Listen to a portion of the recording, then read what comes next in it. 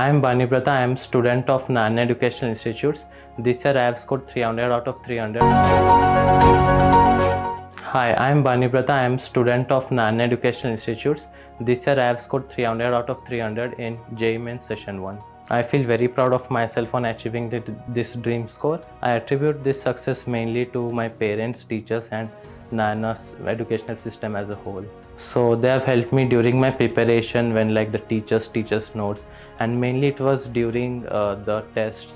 We had daily tests before JEE Mains, so that helped me a lot because that gave a lot of practice during how the JEE Mains paper attempting strategy, time management, etc. We have an exam every day, and after that they give us the paper and we write the reasons for our mistakes. Then teachers sit with us and they ask why we did that mistake and how can we improve them in next time. I used NLearn mainly for writing tests. The NLearn interface for test is almost similar to JEE Mains and JEE Advanced, so it gave a trailer for that thing. Mainly for JEE Mains I have used NCERT.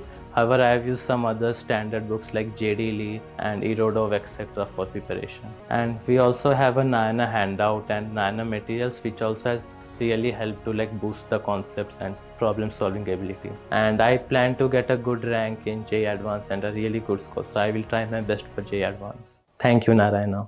Hello, I am Ayush Singhal. I secured 100 percentile in JEE Mains 2025. I am thankful to all faculty members for their kind support and guidance. All the faculty teachers were available 24/7 for clearing my doubts, and they supported me a lot. I give all my credit of a success to Narayana Jaipur. Hello, my name is Kushagar Gupta. I have secured 100 percentile in JEE Main Session 1 2025. I really owe my success to Narayana CO program. Here I found the best teachers who have supported me throughout my entire journey. The Narayana study material is really the best. Here we are put through rigorous testing and continuous monitoring, and we are made to do error lists after every exam, which really helped me consolidate my errors. I would offer my great thanks to all my teachers and Kaveri Bhavan for this amazing visit. Thank you.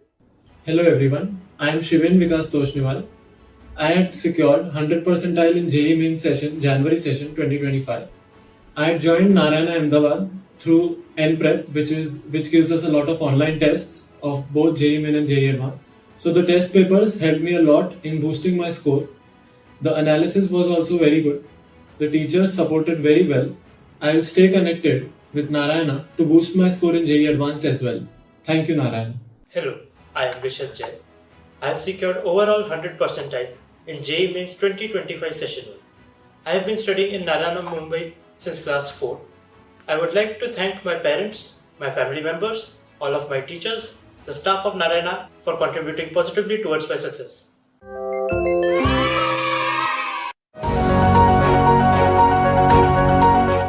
Hi, I am Banibrata. I am student of Narayana Educational Institutions.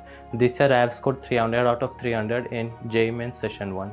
I feel very proud of myself on achieving this dream score. I attribute this success mainly to my parents, teachers and Narayana's educational system as a whole.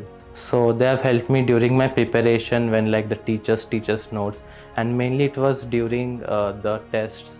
We had daily tests before JEE Mains, so that helped me a lot because that gave a lot of practice during how the JEE Mains paper attempting strategy, time management, etc. We have an exam every day, and after that they give us the paper and we write the reasons for our mistakes. Then teachers Hello everyone, I'm Asmita Dabral and welcome to Narayana Educational Institutions. Bani, first of all, massive congratulations to you on your achievement. This must feel like a dream come true, right? Yes, it feels like a dream come true, especially since I scored perfect score of 300 out of 300 and I'm also the Telangana state topper. It still feels unreal. Whoa, a perfect score of 300 out of 300 and a Telangana state topper. That truly feels like a surreal moment. It's absolutely incredible. But what helped you stay on track to achieve this perfect score, Bunny? First of all, the micro schedule they give us in Narayana gives all the plan for what you will do today and tomorrow, etc. The planning is really efficient and you don't have to make plan for yourself. The CDF program also helped me to revise the topics in 1 week or so, and finally error analysis, which helps to make you understand which topics you don't know and you can work on those topics. Right. So you mentioned about the Narayana ecosystem. What's something unique about it? Like Narayana ecosystem also helped me to crack IOAA, which is International Olympiad in Astronomy and Astrophysics.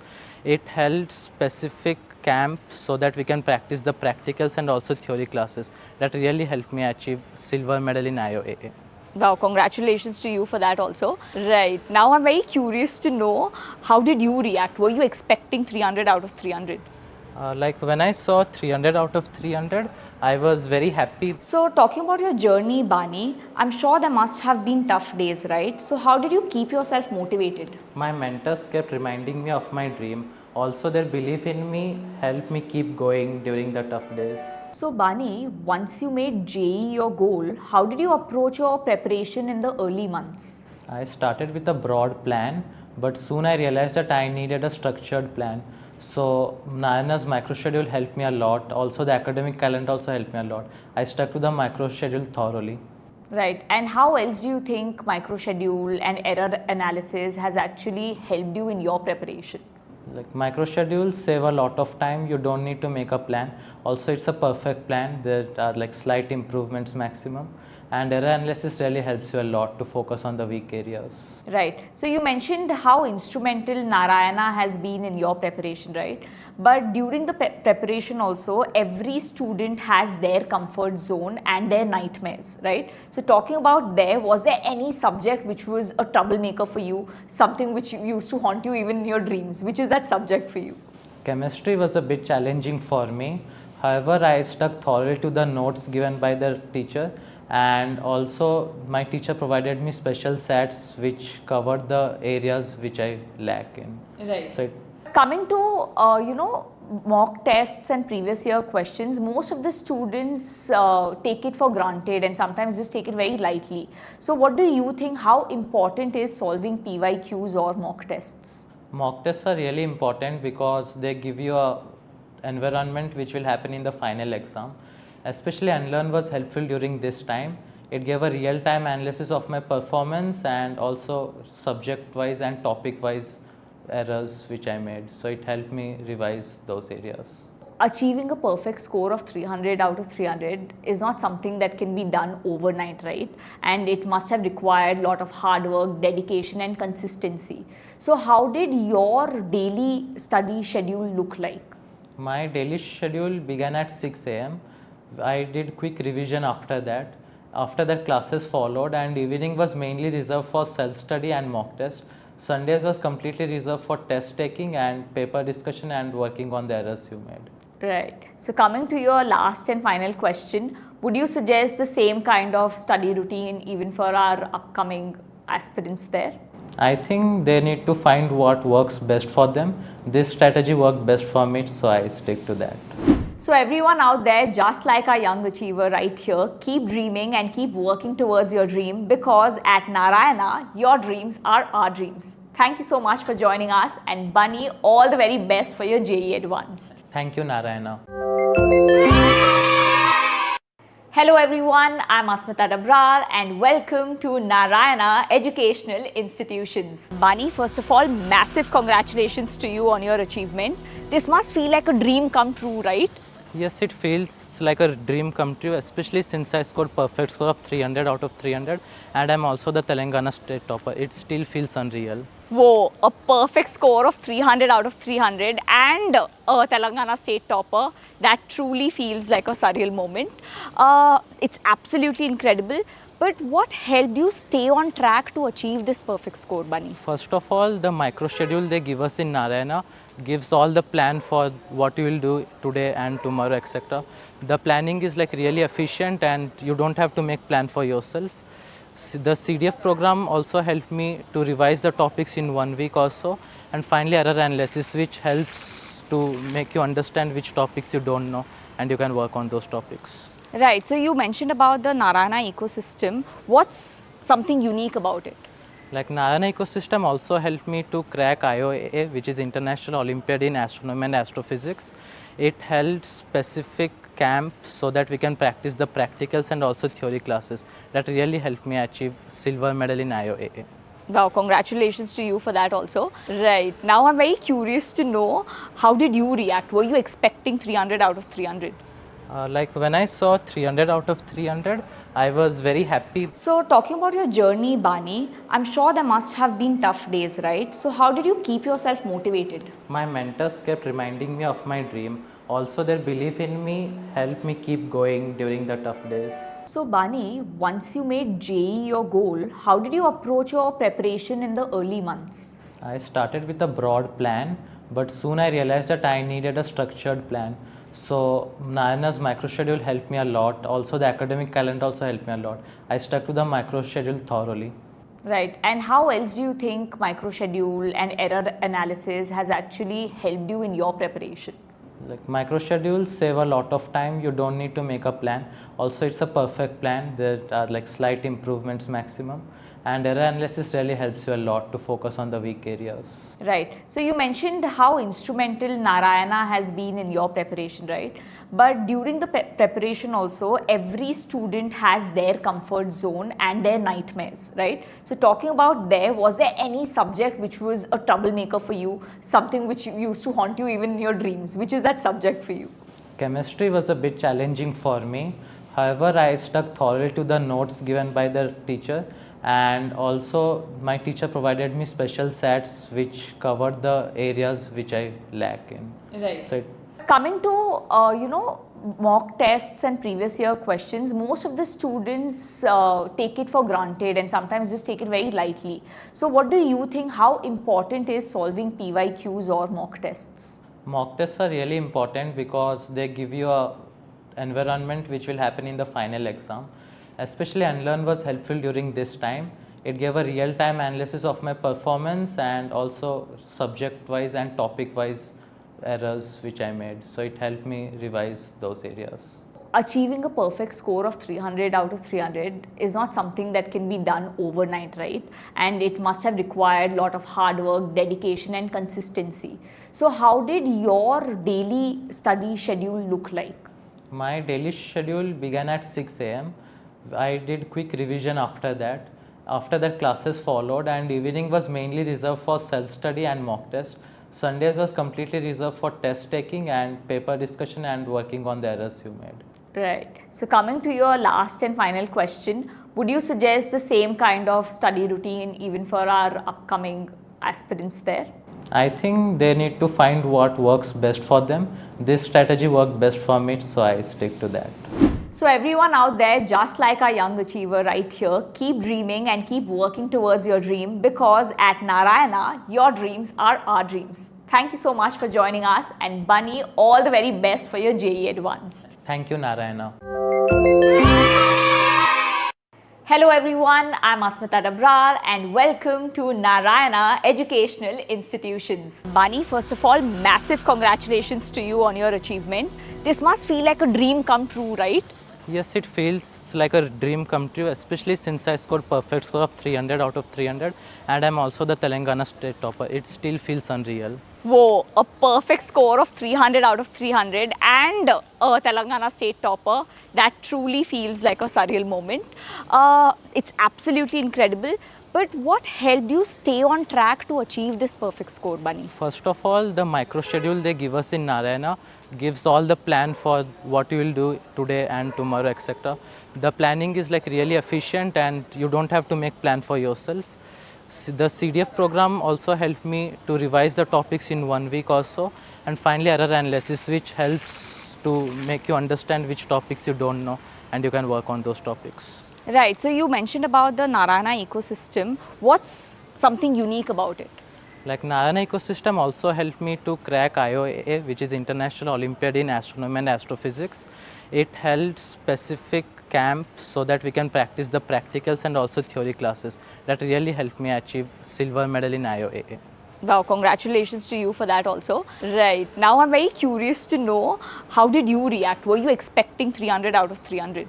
Like when I saw 300 out of 300, I was very happy. So, talking about your journey, Bani, I'm sure there must have been tough days, right? So, how did you keep yourself motivated? My mentors kept reminding me of my dream. Also, their belief in me helped me keep going during the tough days. So, Bani, once you made JEE your goal, how did you approach your preparation in the early months? I started with a broad plan, but soon I realized that I needed a structured plan. So Narayana's micro schedule helped me a lot. Also, the academic calendar also helped me a lot. I stuck to the micro schedule thoroughly. Right. And how else do you think micro schedule and error analysis has actually helped you in your preparation? Like micro schedules save a lot of time. You don't need to make a plan. Also, it's a perfect plan. There are like slight improvements maximum. And error analysis really helps you a lot to focus on the weak areas. Right. So you mentioned how instrumental Narayana has been in your preparation, right? But during the preparation also, every student has their comfort zone and their nightmares, right? So talking about there. My name is Varun. I work as a math faculty in Narayana. So today I'm going to be discussing 21st mains paper. Hello everyone, I welcome you all to the Narayana group. So here we are going to do the paper analysis of JEE Main session 1. So we have our experts with us. So sir, can you introduce yourself? My name is Rohit and I'm teaching physics over here. Okay, so what about you? My name is Bhupender Singh Tomar, and I am teaching maths here. Okay, then sir, can you introduce yourself? Myself, Shivanand Upadhyay, I am teaching chemistry. Okay, so thank you so much sir for introducing yourself. Now, students, before moving to the paper analysis, let's take some insights or you can say analysis of JEE Main. Okay, so sir, if I ask you about physics, which 5 chapters are there that are most important students should never miss? So although it is hard to say about the syllabus which is more important, but over a period of time, if you see the trends and if I talk about the scoring chapters, then I believe students should focus more on the electromagnetism part. Okay. And the modern physics part, nuclear physics, and then they should go for wave optics very carefully. And one of the most, I would say, ignored topic is semiconductor. Somehow the students are afraid, but that chapter is easy and scoring. They should focus on these chapters. Okay, great. Thank you, sir. Okay, so sir, if I ask you, can you tell me that, okay, so there is one guaranteed chapter from which question comes up in math? In maths, almost every chapter is guaranteed because it is evenly distributed. But if you'll ask me which is easiest and guaranteed question, then I'll suggest statistics. Stats is very easy chapter. Every student can do it easily. Okay. Yeah, but I know for some students it might be difficult also. But yes, for most of the students, obviously it would Only be calculation based. They have to do addition, subtraction, multiplication. That's it. Okay. Then students, that is easy chapter. They have to mug the formula. That's it. Okay, great. Okay, so sir, if I ask you about chemistry among organic, inorganic and physical chemistry, which part dominates the most always? So in physical chemistry, electrochemistry and thermodynamics and solution. In case of inorganic chemistry, only there are 4 topics and all of them are important. Mainly coordination compound. Then P block, chemical bonding, these are the important topics. In case of organic chemistry, if you see GOC, then carbonyls, alcohol, ether, right? These are the important topics. You should also focus for amines. So these are the main topics, and we feel that it's very easy to score inorganic chemistry in very less time. You can score well. For physical chemistry, you have to depend on calculation. It is little bit time taking. And while doing organic chemistry, you have to read the question properly. Okay, so sir has told you about all the 3 sub parts of chemistry, guys. Okay, so now moving on to physics. So sir, if I ask you that, okay, only the PYQs of that particular chapter are more than enough, then the entire theory and studying each and everything. Is there any chapter like that? Yes, definitely we have chapters in which I would recommend that we first read the NCERT carefully and then go for PYQs. So we don't find any much variations in these chapters. So specifically topping modern physics, that includes the atoms and the nuclear physics. Then semiconductors, more or less the same kind of questions, since the syllabus has been reduced and it is a very limited topic. So doing PYQs is sufficient. Then we can also go for units and measurements, which is another ignored topic. But if you just read the NCERT and go for the previous year question, that would be more than sufficient for it. Okay, and sir, in math, which chapter is more calculation based, but yes, it's very easy? Is there any other chapter than statistics? Calculation based 3D is the chapter where whatever the question student can do if they know the concepts well. But it will always be calculative in JEE Main. Always be calculative. Because usually within 3D they mix two questions, like they will mix planes, straight line, like that. Okay. Calculation will be lengthy in 3D. Okay, so then, but they can easily solve it. Yeah, students can solve. Okay, so students, you have got now 2 chapters. Yeah, so that is obviously going to help other students also who are going to have the exam from tomorrow onwards. Okay, so then coming on to chemistry, sir, if in case student can leave any chapter, okay, any student is lagging because of the time constraint or anything, is there any chapter that student can leave? So depending upon that what his target is, if he just want to score to qualify for the exam, right, there are few chapters which is like lab manual things are there in surface chemistry. Okay. So there are certain topics which will also come in the form of experiments. So those students who don't have much time, they can leave those topics which are in lab manual. Otherwise, the topics I have discussed in organic, inorganic and physical, they are quite important. Okay. Yeah, because sir has already told you the important topics. Now, sir have already told you the topics that you can omit out also. So, sir, in that case, can you tell me the same for physics also? So, well, in physics, if you want to leave certain topics, I would recommend giving less time for mechanics. Okay. Usually mechanics, as far as JEE Advanced is concerned, it is a very lengthy and tough topic, but JEE Main does not ask many questions. More specifically, advanced problems on rotational mechanics, they can be skipped. Okay. And similarly, going for very difficult questions of electrostatics and current electricity, there are more or less standard problems which are being asked. But when you study in routine, there will be lengthy derivation based questions, very complex kind of calculation questions. They can be left and we can go for the direct straightforward questions. Okay. And so what about math? In maths, We can't. weightage is same, but what the mistakes students usually do, they put lot of time and lot of efforts in quadratic equations and sequence and series. Reason is very simple. These 2 chapters, similar things are asked in Olympiads, and there is lot of stuff in internet, or you will get lot of stuff. That is why they start to do the extra things which are not required for JEE Main. So what I will advise that do these chapters, but PYQs are sufficient for these 2 chapters. There is no need to do anything extra than this. Okay. Yeah. So in that case, sir, can you tell me the most important 2 to 3 chapters which have when we go through the PYQs, student can just do PYQs. So this trend is being followed by NTA that okay, so just PYQs are coming up. Not exactly that PYQs will come up, but if you will do PYQs for the chapters like same quadratic equation, sequence and series, stats as well, trigonometry, students can do the questions easily. Okay. They should know the concept at least. Okay, yes, obviously you just don't have to solve one numerical and then question and then you would be like, okay, we are done with the chapter.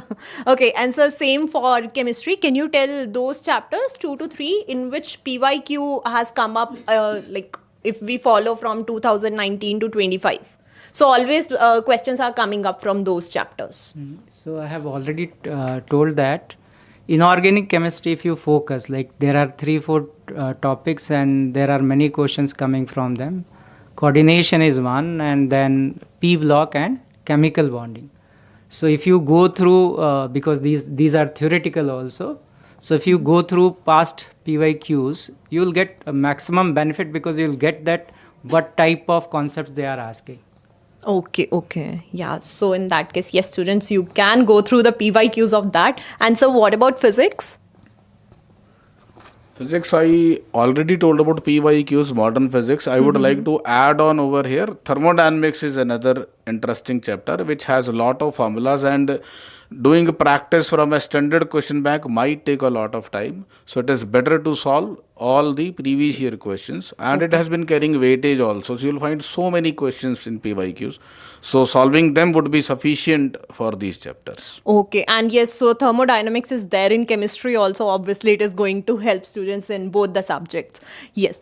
And so sir, if I ask you that, okay, in which chapter student don't have to focus on theory? Just the numericals are more than enough. So kinematics is one of the chapters. Motion in a straight line, motion in a plane. They are mostly formula based questions. So you can go for that. Similarly, going for the chapter of laws of motion, that also does not involve theory. Solving a standard set of problems is okay. Then waves is another chapter in which if you go deep in the theory, it is going to waste a lot of time. Just go for the standard results, standard problems, that's it. Okay. So now, sir, can you tell me, like since now NTA is giving assertion reason questions also?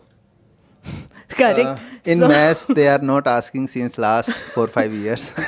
But it can come and at any time because it's NTA. Yeah. So, do you think that any chapter from which it can come up? It can come from any chapter. chapter? There is no hard and fast rule for for assertion reason. Okay. And so, sir, in math, if we talk about, is there any chapter like that okay, so students can just do talk about few topics, read about or study about few topics, and then that chapter is done?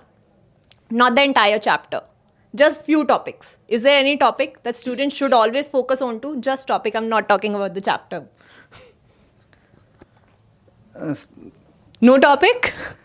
Actually, in maths, if you'll see, there are concept-wise not much. Practice is required basically. Yes. Yes, there are some topics which students must do, which I am repeating again, that chapters like determinant. Okay. One question is sure short from there, that is system of linear equations. Okay. Yes. Like this stats already I told. There are some topics like that. Okay, so sir, can you give example of just topics, not the chapters? Because it might be possible student just lags with one question. In definite integral, everyone knows that question must come from the property number 5. Property number 5 means which fifth number is in NCERT. It is popular with King's property or King's rule. Almost always JEE Main ask question from there. And you asked me for one. This is one. Okay, student, this time only one. Okay. So, sir, in chemistry, if I ask you that, okay, so is there any chapter which has shown the least variation in the questions? Yes, I think in organic chemistry, they always, in almost all the exams, they are asking one question based on Zildal method or Dumas method. So that is finding percentage of nitrogen in organic compounds. So this question is very famous. Almost in all shift, this type of question will come. Okay. So that means one question from chemistry also you have gotten. Now, so I want to ask same question from you, sir, also. You can tell student for physics. So in physics, if one question I can tell that this is a sure shot question, so it must be on series LCR circuit. Okay. So in alternating current chapter, majority of the chapter is concentrated only around solving a series LCR circuit. So student must memorize the results for series LCR circuit and they should solve it. I'm sure questions will come from that. And as a bonus, one question from dimensional analysis. Okay, so 2 questions from physics. Okay, so sir, if student is just having 60 minutes, okay, so now which chapter do you think that student should only focus on to if in case student have not studied before that chapter? Same chapter, stats, because Stats? that is the only chapter which. So can student cover in just 60 yes, minutes? 60 minutes and Oh. sure short question. They can solve that question easily. Oh, then that's amazing. So that means that's one question for sure. Relation is also one of the chapter, but in relation, the question usually JEE Main ask is tricky. Okay. So if you don't want to take risk, then stats is the best. Okay, yes, obviously, then they have to invest more time also if they want to do that tricky question. Answer for chemistry? For chemistry, because if I say anything like organic, inorganic, it is theoretical. So 1 hour is not sufficient. So, but in physical chemistry, we can say that chemical kinetics or solutions are the chapters which require less time for covering all the things, concepts based on the topic. Okay. So if you have not studied and you want to give the exam by preparation of 1 hour, I will suggest you to go through liquid solution or chemical kinetics. Okay. Answer for physics? So for physics, chapters of units and measurements, sure Okay. short question will also be there, and that hardly requires 1 hour to practice. Oh, then that's amazing, students. So you have got like just in 1 hour, one entire chapter, and then you would be sorted. Yeah. Okay. So now with this, I hope that you were able to get your answers also. Which topics are important, which topics you can avoid also, which topics you can just do it in 60 minutes. Yes. So with this, now let's move to our paper analysis. So now let's dive into that.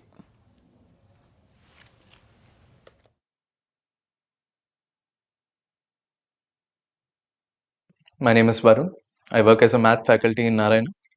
So today I'm going to be discussing 21st mains paper morning slot. Initial questions seem to be easy, but overall opinion seems to be like moderate to difficult max. Let us do the questions, we'll have an idea of it.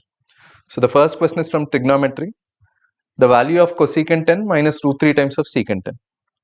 It's 1 by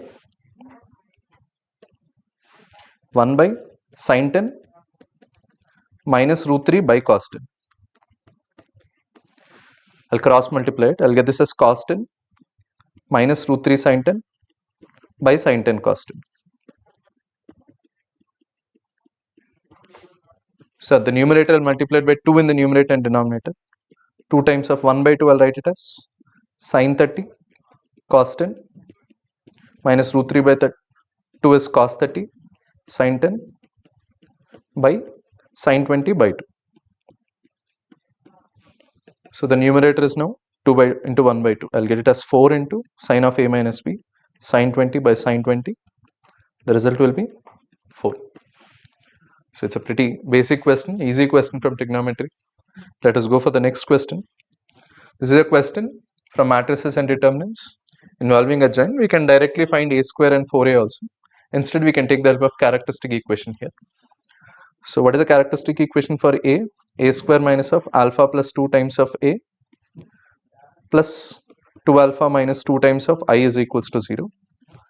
We can compare it with a square minus 4a plus 2i is equals to 0. So comparing these two, I'll get the value of alpha as 2. This need not be the characteristic equation, but a square is not some multiple of I or a multiple of a, and hence I can directly compare it with characteristic equation. Similarly, b square minus of 2 times of beta plus 1 minus beta times of I is equals to 0 is the characteristic equation for b. Can also, the given equation is b square minus 2b plus I is equals to 0. So comparing these two, I'll get the value of beta as 0. Now keeping these two in mind, alpha and beta values, what is det of adjoint of a cube minus b cube? Because it's a 2 by 2 matrix, it will be det of adjoint, det of a cube minus b cube only. So I can either find the matrices a cube, b cube, or I can take the help of this characteristic equation. So what is a cube? A cube value is 4a square minus 2a. If I multiply it by a, the characteristic equation, this can be written as 4 times of 4a minus 2i minus 2a, which is 14a minus 8a. B cube is 2b square minus b b square I can again write it as 2 times of 2b minus I minus b, which is 3b minus 2i. So if I subtract a cube minus b cube, the matrix will come out as 14a minus 3b minus 6i. So if I find the matrix 14a minus 3b minus 6i, I'll get it as 28, 28, 14, 28 minus 3303 minus 6006, which is 19, 25, 14, 19. Data of this one is 19, 25, 14, 19 is nothing but 361 minus 25 into 14, 300, 350. So its value is 11. Answer is 11. So let's go for the next question. This question is based on definite integrals. Again, a pretty straightforward question.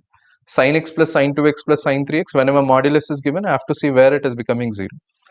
So sin x plus sin 3x plus sin 2x, the value inside modulus.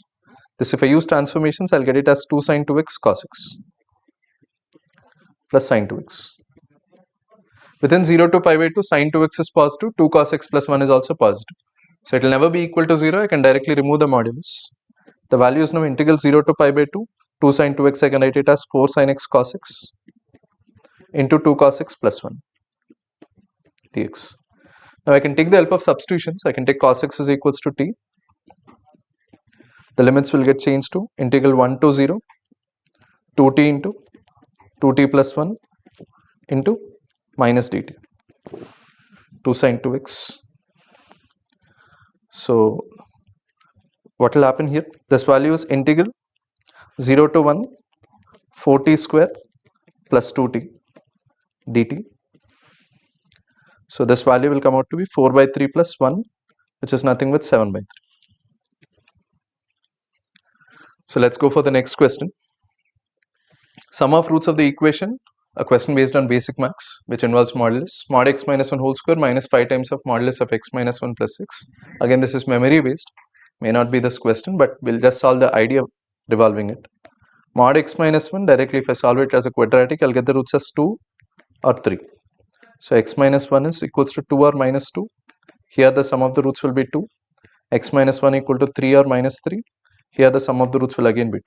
So sum is equals to 2 plus 2, which is equals to 4. The next question is involving straight lines. He gave two parallel lines. An equilateral triangle is inscribed within it. One vertex is at a distance of 6 units from a side, and the vertex is at a distance of 3 units from the other side. So let me take the side length as A, and one of the angle it makes with one parallel side as theta. This will be 60. This length is 6 and this length is 3. So the relation I have is A sin theta is equals to 3 and A sin 60 plus theta is equals to 9. I can divide the two equations. Sin of 60 plus theta by sin theta is equals to 3. So if I simplify this, sin 60 cos theta, that is root 3 by 2 cot theta plus sin theta by 2 sin theta is equals to 3. So simplifying this, I'll get cot theta value as 5 by root 3. 3 minus 1 by 2 into 2 by root 3. What is the value of sin theta in that case? I can use the triangle rule. I'll get it as root 3 by 28. A is equals to 3 by sin theta, 3 by root 3 by root 28. I'll get this as root 84. But the question asked was area of triangle ABC. Area of triangle ABC is root 3 by 4 times of A square, 421. I'll get this as 21 root 3. So let's go for the next question. Question based on relations, number of reflexive as well as symmetric is saying. So if I write down all the elements in S cross S, I'll get total 16 elements. In that matrix form, if I write down, all 4 diagonal elements has to be picked. I am left out with 6 elements here and 6 elements here in the upper triangle as well as lower triangle. So in the upper triangle elements, if I am selecting an element, there will be a restriction on that corresponding element in lower triangle elements. So we have a direct result for this one. Number of reflexive as well as symmetric relations will be 2 power of n square minus n by 2, when n is the number of elements in S. So the result for this one is 2 power 4 square minus 4 by 2, which is 2 power of 4 into 3 by 2, which is 2 power 6, which is equals to 64. So let's go for the next question. Differential equations question. It's not based on first order linear, but we can directly separate the variables here. It is 1 plus x square into dy, a dy is missing here, 1 plus x square into dy plus 1 minus tan inverse x into dx equal to 0. If I separate the variables, dy plus 1 minus tan inverse x by 1 plus x square dx is equals to 0.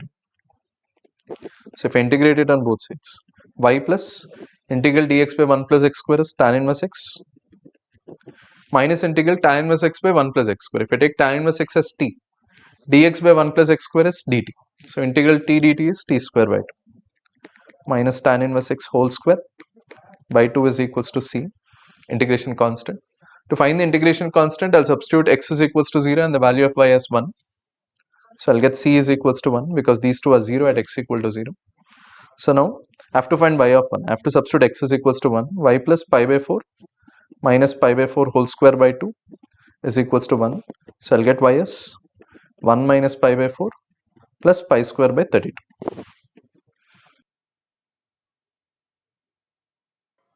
Hello everyone, welcome to Narayana Group. This is physics faculty from Narayana Group. From today's morning JEE main session, we have got some memory based physics questions. I will discuss those questions. So this question is based on logic gates. Here it is given NOT gate. This is also another NOT gate. Outputs of these two NOT gates are connected to NOR gate. Again it is connected to one more NOT gate. So let me take the inputs here. By using De Morgan's theorems, we can easily identify the output C. So here it will be A complement, this is B complement. Now when it is passed through the NOR gate, A complement plus B complement whole complement, again it is passed through NOT gate, so it becomes A complement plus B complement double complement. So finally this is A complement plus B complement. So this is the result of NAND gate. So when A and B are passed through NAND gate, this is A, this is B, output will be AB complement. This can be written as A complement plus B complement. So the resultant gate is NAND gate. Let us go to the next question. Here it is based on dimensional analysis. It is asking to find dimensions of A by B if P plus AT square by B plus half rho V square is constant, whereas P is pressure, rho is density. So it is already given P plus A by B T square, means A by B T square must have the dimensions of pressure. So A by B must have dimensions of pressure by time square. Pressure can be written as force per unit area by time square. Now if I write dimensions of this, for force we know the standard relation ml t power minus 2, for area length square, for t square it is t square. Now it will be ml power minus 1 t power minus 4. It is given with option 2. Let us go to the next question.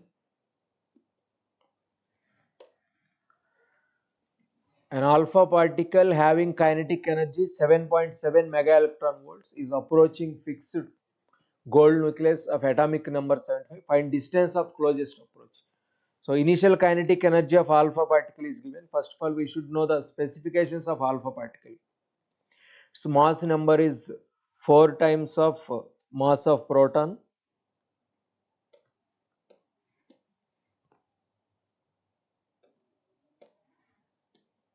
Charge is 2 times of charge of proton. Approaching a fixed gold nucleus of atomic number 79. Initially it is at large distance moving with speed u. So let us assume somewhere else it is coming to rest when it is at a distance r from the center of the nucleus. Now from energy conservation, we can use U1 plus K1 equal to U2 plus K2 form. U1 is initial electrostatic potential energy of alpha particle and gold nucleus, that can be assumed as 0. Initial kinetic energy is associated with alpha particle, that is 7.7 mega electron volt.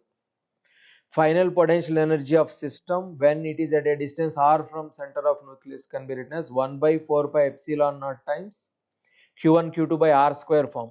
Let us say this is Q1 Q2 by r, not r square, plus kinetic energy of system is 0. From this we need to find the value of r. R is the closest distance of approach. The value of 1 by 4 by epsilon naught is 9 into 10 power 9. Q1 can be taken as 2 times of charge of electron. Q2 can be taken as 79 times of charge of electron by 7.7 mega electron volt. So let me simplify this. 9 into 10 power 9, 2 into 79 into 1 electron and E square mega electron volt can be cancelled. Then we left with 1.6 into 10 power minus 19 divided by 7.7 into 10 power 6. So if you go through its value, this is around 160. 9 into 158 by 7.7 into 1.6 into, now let me write the powers. 10 power minus 9 minus 19, it is minus 10, it will be 10 power minus 16. So roughly its value, this can be written as around 20. 20 into 1.6, it is 32. 32 into 9, almost to 2.7 something we will get. 32 into 9,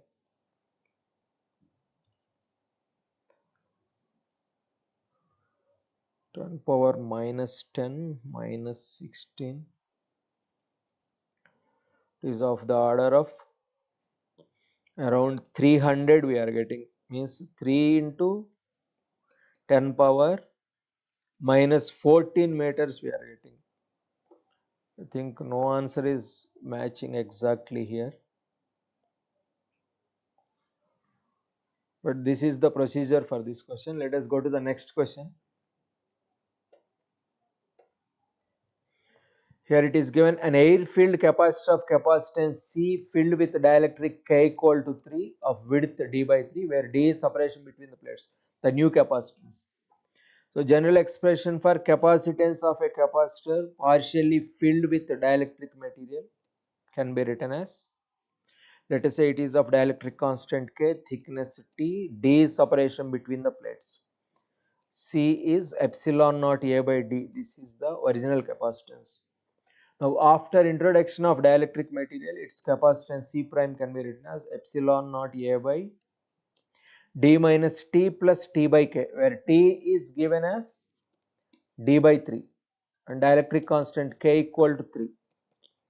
So let me rewrite it in terms of D. Epsilon naught A by D minus D by 3 plus D by 3 by K. K is also given as 3. So in terms of D, if I rewrite this, let us multiply it with 9. 9 times of epsilon naught A by 9D minus 3D plus D.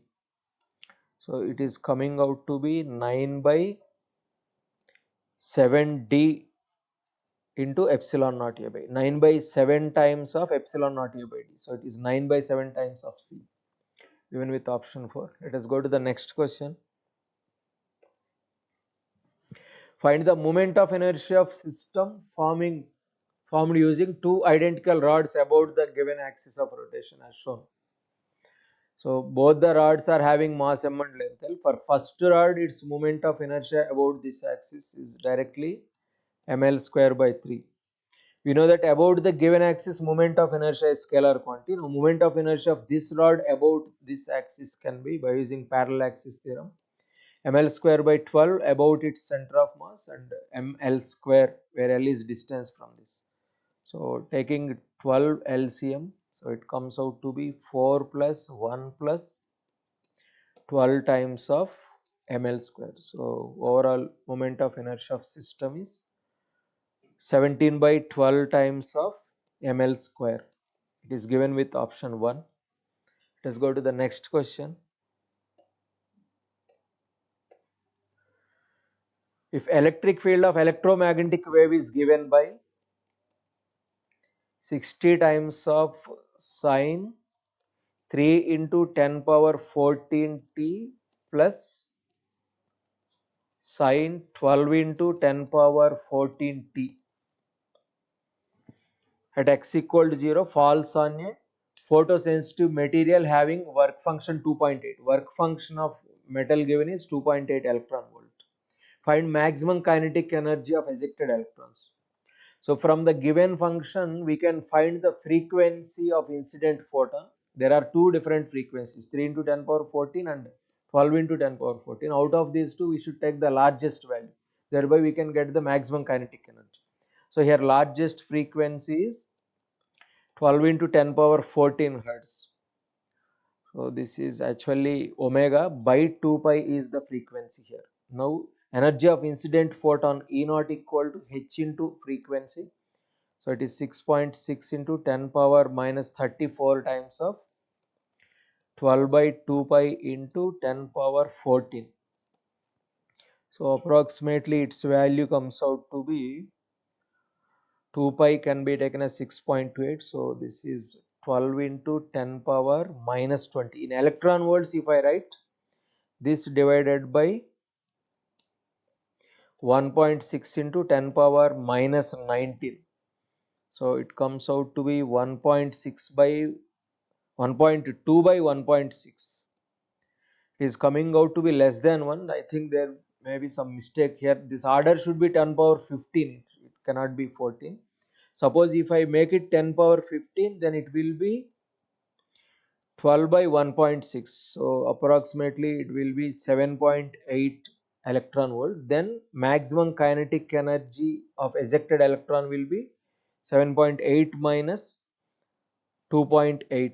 So in this way we get 5 electron volts. So no answer is matching. There may be some mistake in the text here. But this is the procedure for solving this question. This is most familiar one. Let's go to the next question.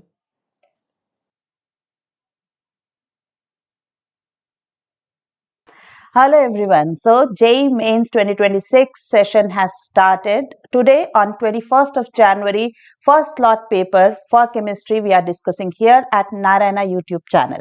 I am Neha Joshi and let me start discussing this first question which was of organic.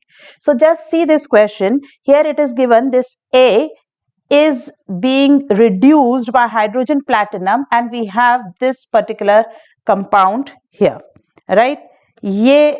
This compound in which we see one benzene is still intact whereas one side ring has been reduced to cyclohexane type structure, right? Whereas the second reaction down seems to be of oxidation as hot alkaline KMnO4.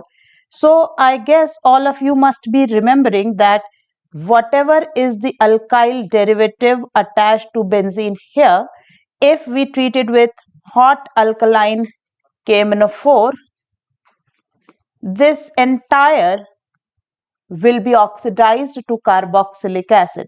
Though there are certain conditions when it will not be oxidized, but not relevant for this particular question, as with the given options, they are all sp3 carbons attached to the benzene ring, right? So if you see here, benzene ring is there, side chain is sp3, and there is a pi bond which will be reduced in the first reaction, hydrogen platinum to cyclohexane. Appropriate. Second, I cannot take because there is nothing to be reduced by hydrogen platinum, so this is not a valid option. Third and fourth, we will leave just by seeing those options, as none of the ring is given as benzene. So the answer for this particular question should have been answer 1. Correct? Let's move to next question. Given below are two statements. Arginine and tryptophan are essential amino acids. Now this is a question which is directly from NCERT. If you would have read the NCERT amino acid table, clearly these two amino acids have been given as essential amino acid in NCERT. Glycine does not have any chiral center. Again, it is the smallest amino acid and there is no chiral center in glycine. So what we found is both first statement is true and second statement is true. So looking at these, both statement 1 and statement 2 are correct options. So first again is our choice. Moving to third question. It says benzene is made to react with concentrated HNO3 and concentrated H2SO4. This is known as nitrating mixture. Nitrating mixture is used to introduce NO2 group. So the reaction starts with nitrating mixture. A has to be nitrobenzene. This is our A. It is reduced with tin and HCl. These are the reducing reagent and we get aniline from nitrobenzene. So B is aniline. Now this B is treated with acetic acid anhydride CH3COCO-CH3. So acetylation reaction, which is also used for masking of aniline, is carried out. C is acetanilide. Again nitration is done. Now N here is still activating and orthopara directing for this ring in C, and again nitration is done. As a result, we will have here NO2 because again nitrating mixture is introduced. So this D here is para-nitroacetanilide. Now after this they have given H plus and water. Now see NHCOCH3. Now this is certainly a memory based question, so we are not very sure that whether it is actually going to be acidic medium, or when final prints or final papers NTA will release, then we'll be more sure of whether the conditions were acidic or basic. Assuming that if it is acidic, then the products will be NH3 plus NO2 and acetic acid. If it is basic, then definitely we can say it is going to be NH2, NO2 and acetate. Now as they have said that find, let me read out the question again, percentage of nitrogen in E. Now based on the medium I have two choices of E if the conditions are basic. Okay, if the conditions are basic, I'll take molecular weight of E to be 138, and if the conditions were acidic, then molecular weight of E will be 139. Percentage of nitrogen which is being asked will be 28 upon 138 or 139 into 100. Though the range is not varying largely, right? In one of these we'll get answer as 20.10 and in another one we'll get somewhere around 20.29. And as we are asked to fill to the nearest integer, so definitely we'll fill in both cases answer to be 20. So it will be undisputed and we'll have answer 20 in both the cases, whatever is asked in the question. Let's move to the next question. Observe the following reaction sequence. P, heat with ammonia, right? Now, when heat with ammonia, if it was not heated, I would have had ammonium salt, which is given in question number 2. As per NCERT, again, ammonium salt would have been formed if the heat is not given. But if heat is given, then this ammonium salt, though formed, but will definitely be finally converted into amide, right? Bromine and KOH on amide is again one of the most important reaction for both JEE Mains and Advanced, which is Hofmann bromamide reaction. I hope all of you have read it and observe that this is one of the most important reaction and is repeated even in every session, right? In this session only, you might have it twice or thrice in the coming days. So Hofmann bromamide reaction. So P has to be carboxylic acid. By that logic, that P has to be carboxylic acid, still both 1 and 2 options could be in the race. But Q being ammonium salt in 2, so let's discard that option and choice of our answer should be first one. Okay, so answer is 1. Next, it's physical. So one of my colleagues will discuss the next question.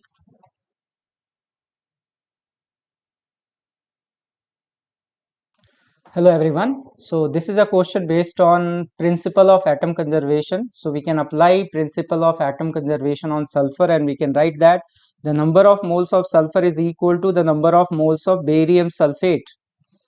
The mass of barium sulfate is given, that is 1 gram, and if we divide by molar mass, in the question the atomic mass of barium must have been given, so that is 137 plus sulfate ion is 96. So if we simplify this, it is 1 by 233, right? So this is the number of moles of sulfur. From there we can calculate what is the mass of sulfur. Atomic mass of sulfur is 32, so 32 divided by 233. So we got the sulfur present in organic compound. We can calculate what is the percentage of sulfur in organic compound, which is mass of sulfur 32 divided by 233 divided by mass of organic compound, which is given 0.7 gram multiplied by 100. On solving this, we are getting 19.61. So 1 should be the answer for this question. Moving to the next one. Two chemical reactions A and B, if the difference between their activation energy is 20 kilojoule at 300 Kelvin, determine ln K2 upon K1. K2 and K1 must be rate constant, and this question is not complete. They must given that the pre-exponential factor for both reactions should be same. Then only we can solve this question. So we know that Arrhenius equation K is equal to A e to the power minus EA upon RT, right? So if the value of A will be same, we can directly write here that ln K2 upon K1 is equal to minus times of EA2 minus EA1 upon RT. Since in the question they are talking about the difference between the activation energy, difference of two numbers is always positive, so there is no meaning of this negative sign. So we can write that this is equal to 20 kilojoules, so 20 into 10 to the power 3. The value of R is given as 8.3 and the temperature is 300. So if we simplify this, we are getting this value 8.03, but we have to write the answer up to the nearest integer, so answer should be 8. Right, so it's a simple question based on Arrhenius equation. Moving to the next question. So this is a question based on ediometry, 80 ml of organic compound. So if you go through the option given, it is a hydrocarbon, right? Otherwise, if the options contains oxygen also, then the method will change. You have to take the organic compound as CXHYOZ. But since here the options have all hydrocarbon, so we should start with CXHY as the hydrocarbon, which is gas. It is reacted with excess of oxygen. So oxygen, because we want to know about X and Y, that should completely react, then only we can know about it, and that implies that oxygen is present in excess amount. So if I try to write the balance reaction, X times of carbon dioxide in gaseous state at NTP, this water should be present in liquid state, so Y by 2 times of H2O. Here if we have to balance the oxygen atom, on the right hand side it is 2x plus Y by 2, so this is X plus Y by 4. So this is the balance reaction. Now this is limiting reagent, we have 80 ml of this. So when 80 ml of this hydrocarbon is going to completely react, initially the amount of oxygen given is 264 ml. So after reaction, the amount of oxygen left is 264 into 80 times of X plus Y by 4, and this will form 80x of carbon dioxide, and the volume of water is negligible with respect to these gases. So now they have mentioned that after passing KOH, 64 ml of gas remains. So the gas will be oxygen gas. So we can write that 264 minus 80x plus Y by 4 is equal to 64, and we can make an equation. If I take 64 on the left hand side, 200 is equal to 80x plus Y by 4. This is equation number 1, and the other equation we can make, right? So the other equation is, it gives 224 ml of gaseous mixture, right? So the gaseous mixture is oxygen which is present in excess amount and the volume of carbon dioxide form. The sum of the volume of these two gases is equal to 224 ml, right? And the volume of oxygen gas left is 64 ml. So from there we can find out what is the volume of CO2 formed. So the volume of CO2 formed is equal to 160 ml, and that is equal to 80 into X. So the value of X is equal to 2. And when we put this value of X in this equation, from there we are getting that the value of Y is equal to 2, and the answer will be 1. It is the answer will be C2H2, answer will be 2, right? If the question has organic compound and the options has oxygen, then we should write here CXHYOZ, and by solving that also we are getting the same answer, because Z cannot be equal to 1 or Z should be 0, then only the answer is going to match. So I think that the next question will be discussed by our colleague. Good morning friends, myself P.V. Shastri. I would be discussing few more memory based questions which were asked in the morning session of JEE Mains. In this question, which of the following is correct order with respect to property indicated? That was asked. The first option, if you observe, chlorine is more than fluorine given, but down the group, as we all know, ionization enthalpy decreases. So first option is not correct. That won't be our answer. And next, if you go to the second option, we have oxides of first group and 13th group, K2O, Na2O and Al2O3. Down the group, generally basic nature of oxides increases, and across the period, basic nature decreases. So based on that, we can say the second option is correct, because Al2O3, as we all know, it is amphoteric oxide, and K2O and Na2O both are basic oxides, and down the group basic nature increases. Therefore, as per that, our answer must be second one. And why not third one? Metallic nature also down the group increases with electropositivity. So with sodium and potassium, they are aligned, but they are not aligned with aluminum and magnesium. Magnesium is more metallic than aluminum. That is the reason why third option is ruled out, and fourth is none of this. So anyways, that is incorrect. And next, let us move on to the next question, second question, that is, in the following reaction, MnO4-2, that is manganate ion, he himself is saying it undergoes disproportionation. Disproportionation reaction is a reaction in which species undergoes both oxidation and reduction. So if you see MnO4 minus 2, that is manganate ion, its oxidation state will be plus 6. Manganese can go up to plus 7, it is maximum for manganese, and minimum can be even up to plus Mn plus 2 also you can take it. So it should undergo increase as well as decrease in oxidation states. So MnO4 minus in acidic medium, it forms MnO4 minus, MnO4 minus 2. In acidic medium forms MnO4 minus plus MnO2 plus H2O as per NCERT. You can check this one. So if you balance this one, some 3 moles, this will be around some. But anyways, balancing is not important for us. Plus 6 and this is plus 7 and this is plus 4. So plus 6 to plus 4, there is a decrease in oxidation state, and plus 6 to plus 7, there is increase in oxidation state. Therefore, our answer must be MnO4 minus and MnO2, which is option 1 only. Okay. And next, if we move on to the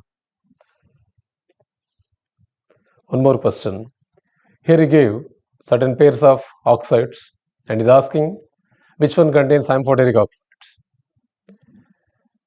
And second statement is asking AlCl3, BH3, BeH2 and NO2 all have incomplete, you mean to say that all are incomplete octets.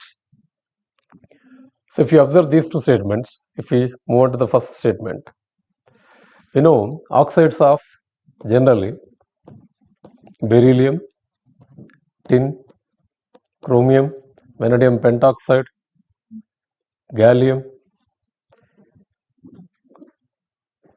aluminium, zinc and lead. These oxides are amphoteric in nature. So in the given question, PbO, PbO2 is there, so it is amphoteric pair, I mean to say. SNO, SNO2 also amphoteric pair. But when it comes to germanium oxide and germanium dioxide, as per NCERT statement, you can clearly see that Gu is given as distinctly acidic and GO2 is acidic anyways. That is the reason why this is not amphoteric pair. That means statement 1 is incorrect. And when it comes to statement 2, AlCl3, BH3, BH2, NO2. AlCl3, aluminum is surrounded by 3 chlorines, so 6 electrons, it is incomplete octet. BH3, boron is surrounded by 3 hydrogens, 3 bonds, so 6 electrons. BH2, if you take vapor phase, B is bonded with 2 hydrogens, 4 electrons, so it is also incomplete octet. And NO2 is a species with odd electrons. So none of them are octets. As per that, statement 2 is correct, statement 1 is incorrect. Therefore, as per that, statement 1 is incorrect and 2 is correct. So fourth one will be the answer for us. And one more question, if you see, he gave resonating structures and is asking which is most stable. If you go by the rules of resonance, if you write various resonating structures of same species, the species with more number of covalent bonds will be more stable, or more number of pi bonds, you can say. More pi bonds, more is the stability, because formation of pi bond decreases the energy, therefore stability will increase. So as per that, first two options have 2 pi bonds. Third and fourth options have only 1 pi bond, so both are ruled out. So third and fourth directly we can eliminate based on the number of pi bonds. And now if you compare 1 and 2, in second structure, 2 like charges are adjacent. When 2 like charges are adjacent, repulsion will be more, energy of the system will be more, so stability will be less. And here positive charges are. Good afternoon. The first question. ratio of de Broglie wavelengths of a proton and an alpha particle accelerated through same potential is. We know that when the charged particle is accelerated through a potential v, the de Broglie wavelength is given by lambda equals to h divided by under root 2m qv. Therefore, the wavelength of a proton by wavelength of alpha particle must be equals to under root of charge of alpha particle into mass of alpha particle divided by charge of proton into mass of proton. Substituting the ratios, lambda p divided by lambda alpha will becomes equals to under root of 2 divided by 1 into 4 divided by 1. Hence, lambda p by lambda alpha will becomes equals to under root 8, which is equals to 2 root 2. Therefore, the ratio must be 2 root 2 is to 1. Hence, option 2. The next question. An ideal solenoid is kept with its axis vertical. Current I0 is flowing in the solenoid. A charge q is thrown down inside the solenoid. Its acceleration of the charged particle is then. So they say that there is a solenoid which is arranged along the vertical axis. The direction of gravity is acting vertically downwards. Along the axis, the charged particle is projected down. So when the charged particle is projected down along the axis, we know that the speed is parallel to the magnetic field. Hence, the force experienced due to magnetic field will become 0. So the charged particle will experience only force due to gravity. Therefore, the acceleration of the charged particle must be equals to g. Hence, the correct option is option 1. The next question. Wave propagates whose electric field is given by E bar equals to E naught sine omega t minus kx j cap. Find the direction of the magnetic field. So according to the given equation, the direction of propagation of the wave is along I cap. The direction of electric field is along j cap. You're asked to find out the direction of magnetic field. So the relation between the directions is given by C cap is equals to E cap cross B cap. Hence, B cap direction will be given by C cap cross E cap. So the direction of magnetic field will becomes equals to I cross J, which is nothing but K cap. Hence, it should be option 1. The next question. A point charge of 10 power minus 8 coulomb is placed at origin. Work done in moving a point charge 2 microcoulomb slowly from the point A 4, 4, 2 to a point B 2, 2, 1 is dash joules. So because the charge particle is moved slowly, the amount of work done by the external force should becomes equals to the change in potential energy. That must be equals to 1 by 4 pi epsilon naught q1 q2 into 1 by r2 minus 1 divided by r1. Hence, work done by external force should becomes equals to 9 into 10 to the power of 9 into 10 to the power of minus 8, which is q1, into q2 is nothing but 2 into 10 to the power of minus 6 into 1 divided by r2. The distance of the point B from the origin will be 3 units minus 1 divided by the distance of point A from the origin will be 6 units. Solving this will get the amount of work done will becomes equals to 3 into 10 to the power of minus 5 joules, which is nothing but 30 into 10 to the power of minus 6 joules. Hence, it must be option 2. Hello students, my name is Amit Tyagi and I'm just going to discuss few of the questions of today's morning shift. So see this first question. This is a unbalanced V-stone bridge.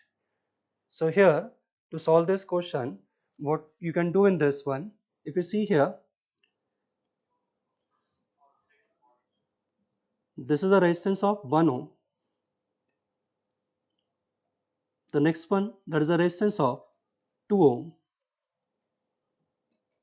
Here another resistance 2 ohm and 1 ohm resistance. And in between them, this is 1 ohm resistance.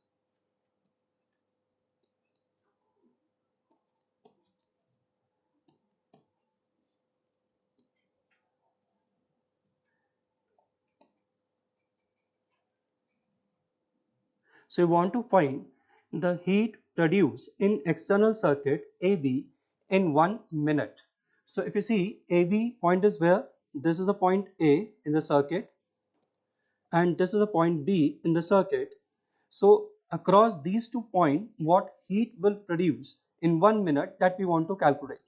So for that, first we required the equivalent resistance of the circuit between point A and B. For that, we can use the Kirchhoff law. If you see here, the wire, this one, if I assume current I, this current I is flowing here, then the current will divide here. In this, current is I1, and in this wire, current is I2. Now, we can see some symmetry here. If you see from A, this resistance we have 1 ohm, this resistance we have 2 ohm, and it changes over here. Here 2 ohm and here 1 ohm. So I can say here the current which will flow in this resistance, that will be equal to I1, and in this resistance that will be equal to I2. So here I can say in this wire the current will be I1 minus I2. Now we can apply the Kirchhoff law to find the relation between I1, I2 and I. One relation we already have in this. We can write I is equal to I1 plus I2. Now see the loop here. Let us say this point P, Q, R, S, T, U. So if we consider loop P, Q, T, U, P, P, Q, T, U, P. In this loop, if we start moving from the point P along P to Q, then T, then U, and then P. So P to Q, if you see, we have what? Potential drop. So this we can write minus I1. Then Q to T. So Q to T, again we have drop. So that we can write minus I1 minus I2. And then T to U, we have what? Gain. So we can write plus 2I2 plus 2I2, and this is equal to 0. So if we solve this equation, then what relation we get here? That is 2I1 is equal to 3I2. So we have the relation between I1 and I2, and one relation we have here, that is I equal to I1 plus I2. So in this, if I substitute I1 in terms of I2, then I can write I is equal to 3 I2 by 2 plus I2. In this equation, I am putting the value of I1. So from here, we'll get what? I2, that is equal to 2I by 5.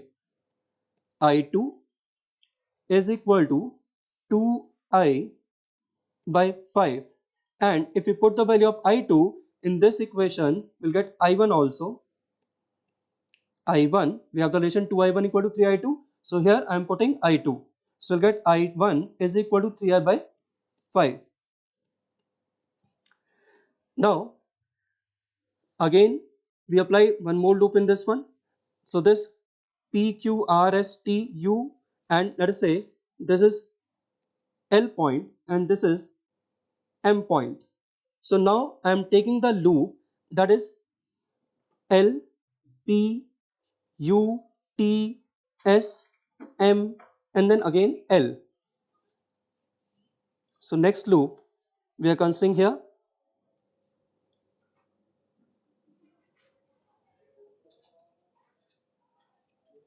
We are taking loop, that is P, U, T, S, P, U, T, S, then M, L, and then again P. M, N, then again P. Now in this, if we apply the loop law, so here if you see, I am moving from P to U, then T. So here we have drop minus 2I2.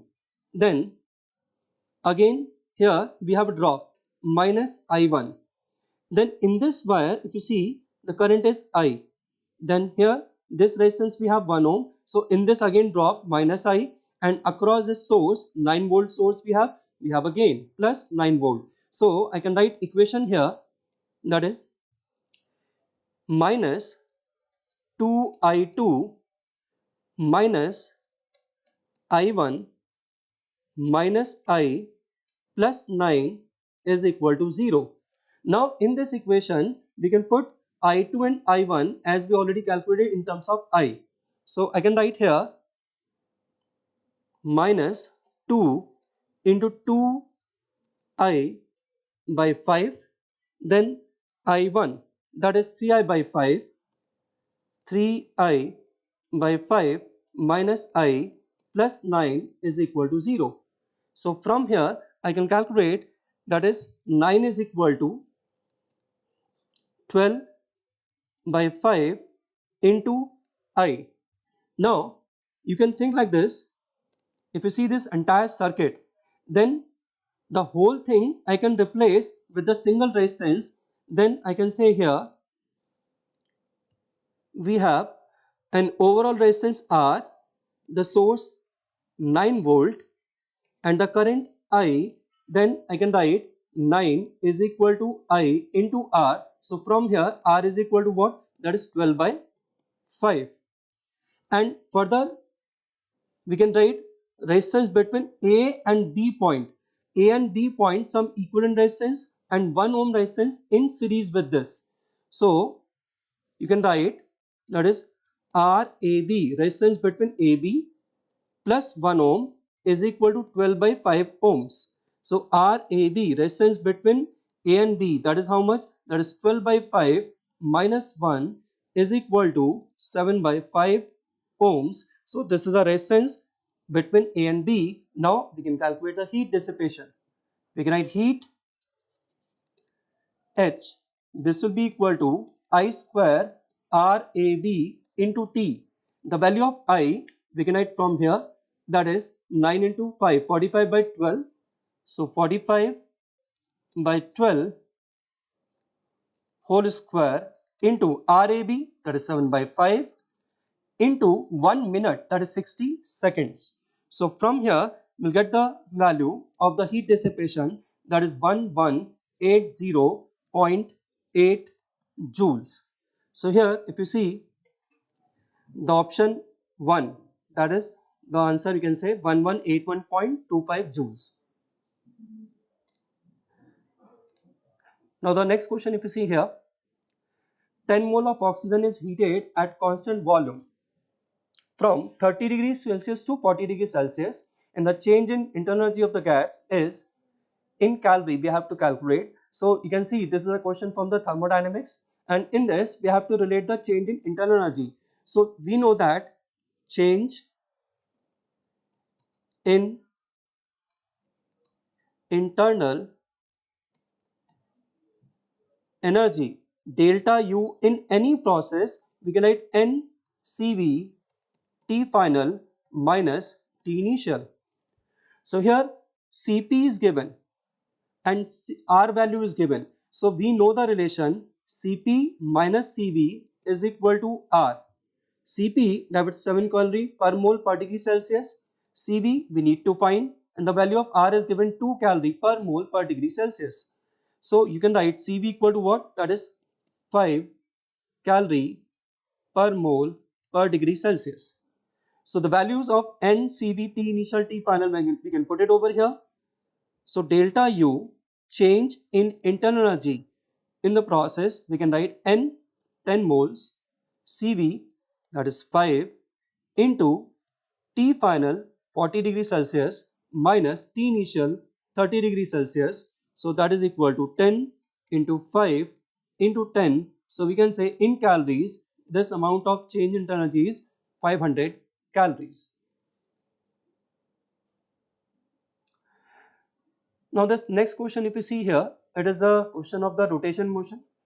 Now in this, if you see, a rod of mass m and length L suspended by means of two identical inextensible light string as shown in the figure. Tension in one string immediately after the other string is cut is, if you see here, This is a thin rod which is connected over here with two strings. Now one of the string is cut. So if one of the string is cut, then this is a situation. Let's say the right string, it is cut over here. Now if at this instant I will draw the free body diagram of the rod, then what forces are acting on it? We can say mg is acting in downward direction and tension T is acting in upward direction. These are the two forces acting on the thin rod.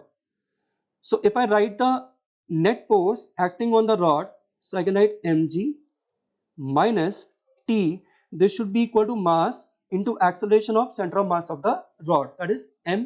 I'm assuming a is the acceleration. So this is one of the equation. Now if I consider an axis passing through its center of mass and perpendicular to its length, then along this axis, if we calculate the torque because of the tension, then this torque is how much? We can get T into L by 2 force into perpendicular distance, and the direction of torque, that is inwards. You can say torque that is in inward direction. Now mg torque about this axis, that is 0, because the line of action of force is passing through the axis of rotation. So we can say T into L by 2 is equal to I into alpha, and the value of I is what? That is ml square by 12. ml square by 12 into alpha. So from here we get T is equal to L, 1 power will be cancelled, 2, here it will be 6. So m L alpha by 6. So this is a tension. Now if you see here, this is a rod. For this acceleration of center of mass, that is A, in downward direction, and alpha, that is also inwards, as the net torque is in inward direction. So if I see this point, then for this point the acceleration, what we can write, A, and L by 2 alpha. So the acceleration of this point, we can write A minus L by 2 alpha, and this is equal to what? That is 0. That point is not moving here. So A is equal to L by 2 alpha. So here A is equal to L by 2 alpha. This value of L alpha we can substitute in this tension value. So T, this will be equal to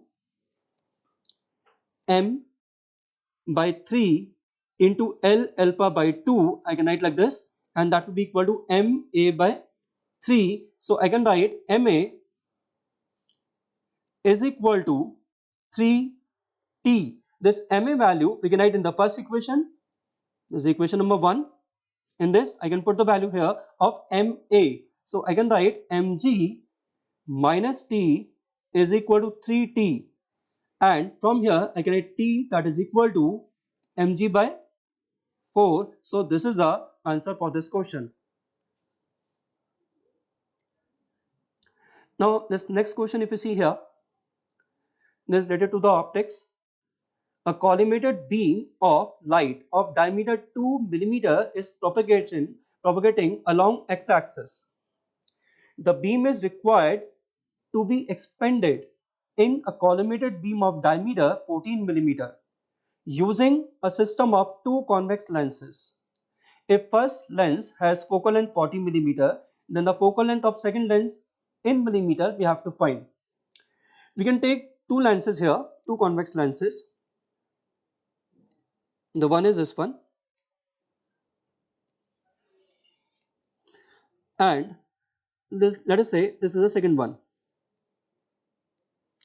A parallel beam of light incident on it, then we can say it will converge at the focus.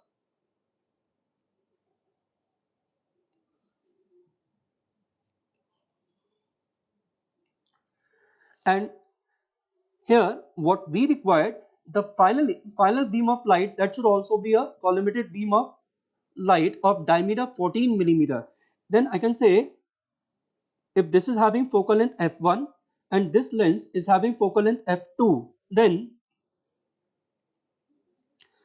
this length should be F1 and this length should be F2, and this width, that is the diameter of the beam, that is 2 millimeter, and if it is a and this point is the focus of this second lens, then after this also the beam of light will become what? Parallel beam of light. And for this we have diameter 14 millimeter. Now if you see here, if I consider A, B, C, D, E, from the two triangles, from triangle ABC and triangle CDE, we can write 2 millimeter upon F1. F1 is 40 millimeter is equal to 14 millimeter upon F2, which we have to find here. So if you see here, this 2, this 14, so it will be 7 into 40. So F2, that is equal to 280 millimeter. So this is the answer of this problem.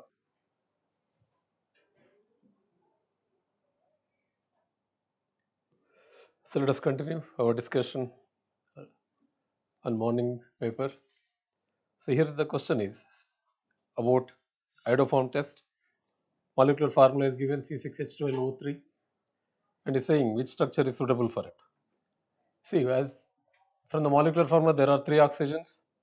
So straight away we can rule out option 2 because only 2 oxygens are there, as well as option 4, it also has 2 oxygens. So we have to choose between 1 and 2. So if you see iodoform test, it is given by mainly compounds containing alpha methyl group. It may be carbonyl compound, it may be alcohol, it may be alkyl halide,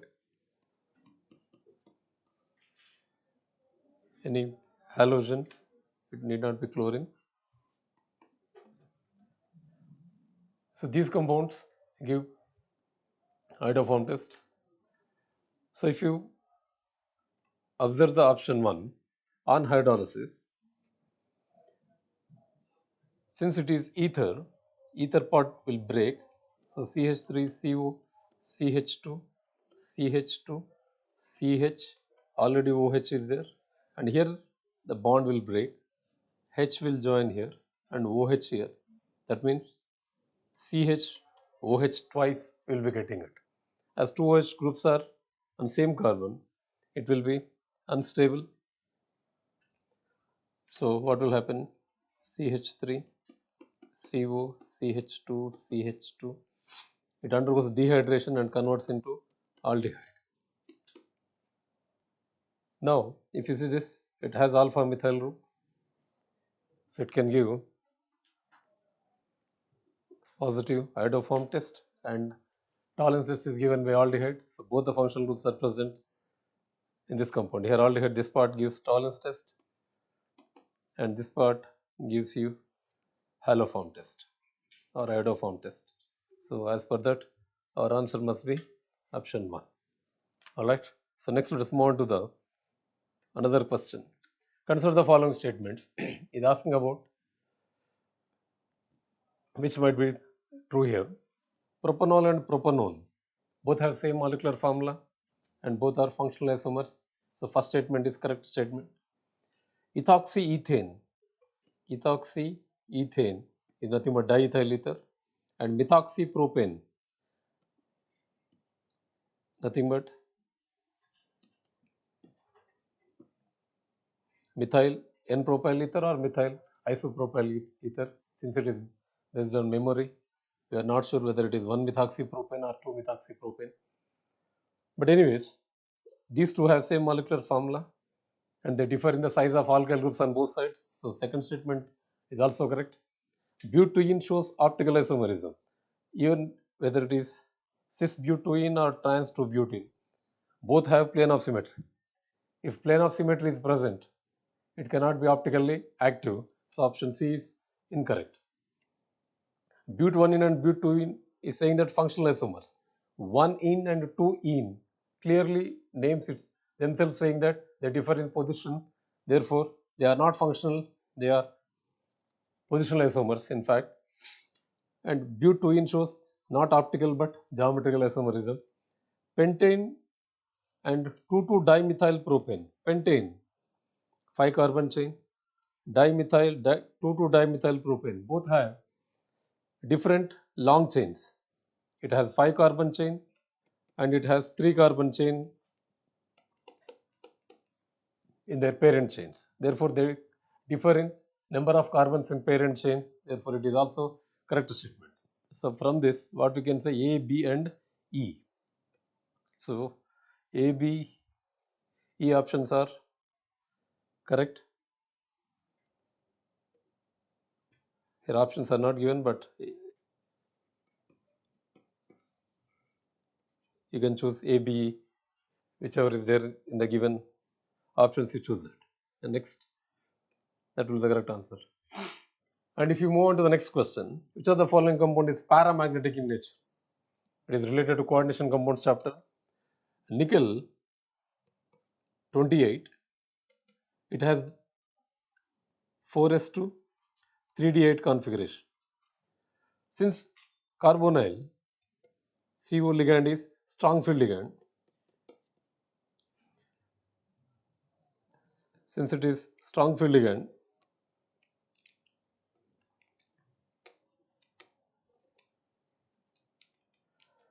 what happens is rearrangement takes place. So 4s electrons will join 3d, so it becomes 3d10 4s0 because nickel has 0 oxidation state. So 4s is vacant, 4p is vacant. So it undergoes sp3 hybridization without unpaired electrons. Therefore, it is diamagnetic species. So it is not our option. So next one, if you see, in that nickel is plus 2 oxidation state. Plus 2 is clearly 3d8, and Cn minus is strong field ligand. Since it is strong field ligand, what will happen? A rearrangement takes place. So 8 electrons pair up in 4 orbitals, leaving one d orbital empty. 4s is vacant, 4p is vacant. So dsp2. dsp2 is square planar and no unpaired electron, so it is also diamagnetic. And when it comes to NiCl4, Cl minus is weak field ligand. When it is weak field ligand, no rearrangement takes place, so 3d8 remains as such.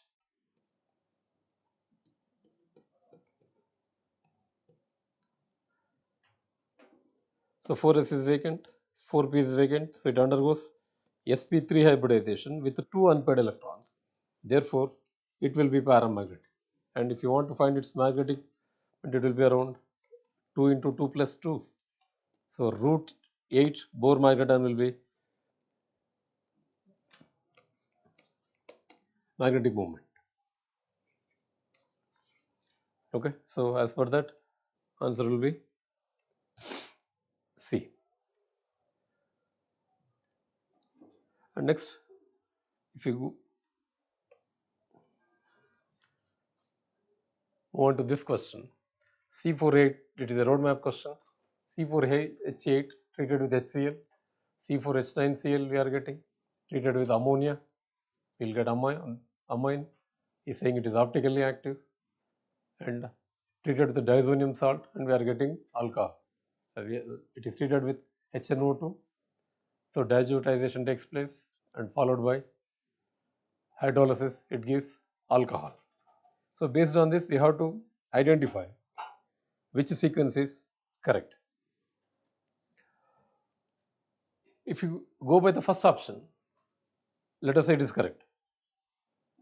But if you add HCl, as per Markovnikov rule, HCl should add so that we should get 2-chlorobutane. But he gave 1-chlorobutane, so first option is incorrect. And if you go by the second option, but2in is given. To this, if you add HCl, again you will be getting 2-chlorobutane as per Markovnikov addition. So option 2 is also ruled out. If you go by 3, first part is correct. Suppose if it is but 1 is correct. If you add HCl, you will be getting 2-chlorobutane. 2-chlorobutane is treated with NaNO2 and HCl. 2-chlorobutane is treated with ammonia. I'm sorry. So when it is treated with ammonia, Cl should be replaced by NH2. But he gave OH. So that is incorrect. That's why it is also ruled out. And if you go by option 4, but2ene, if you add HCl, you will be getting 2-chlorobutane with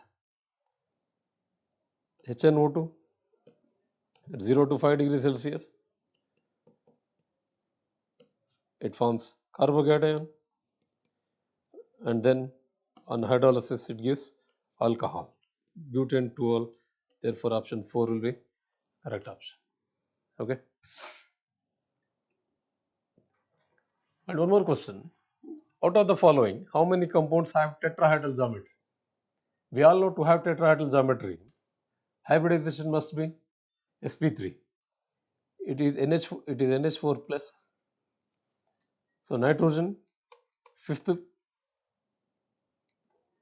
group or 15th group. So it has 5 electrons, positive charge. So you can eliminate 1 electron. 4 are bonded with 4 hydrogens. So it forms 4 sigma bonds. Therefore it is sp3 tetrahedral. So ammonium ion is correct. That is tetrahedral geometry. NaCl4 minus 2. The previous question only we have seen. It is also sp3 tetrahedral. So it is also correct. But if you see XeF4, it has 8 valence electrons.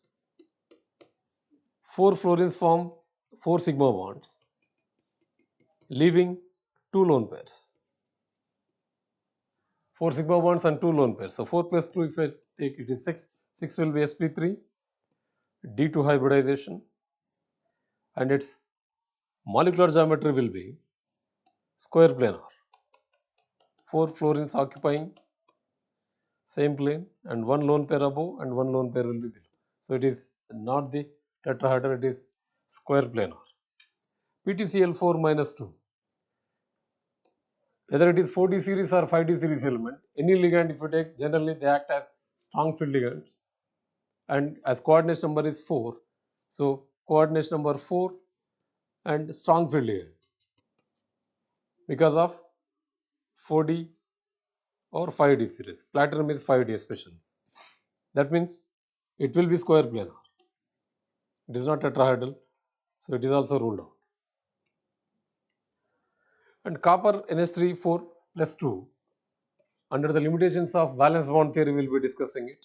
It is supposed to be tetrahedral, but actually it will be square planar because Cu plus 2 is D9 configuration and ligand is strong field. So strong field ligand pushes electron into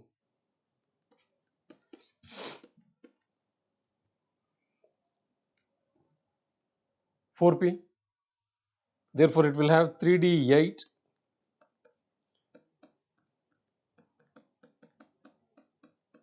by leaving one orbital empty, 4s and 4p1.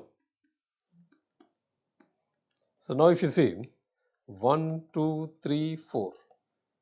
So it undergoes DsP2, or in standard books you will find it as sp22. Both are square planar anyways. So it is also not tetrahedral geometry. Boron trifluoride. It is forming 3 sigma bonds without any lone pair. So it is trigonal planar. So it is also not tetrahedral. NaCO4. In previous question only we discussed that. So NaCO4 is sp3 hybridization because all electrons are s electrons are joining 3d. So 3d becoming 3d10, 4s and 4p are vacant. So since it is sp3, it is also tetrahedral. So as per this, ammonium ion 1, this is 2 and this is 3.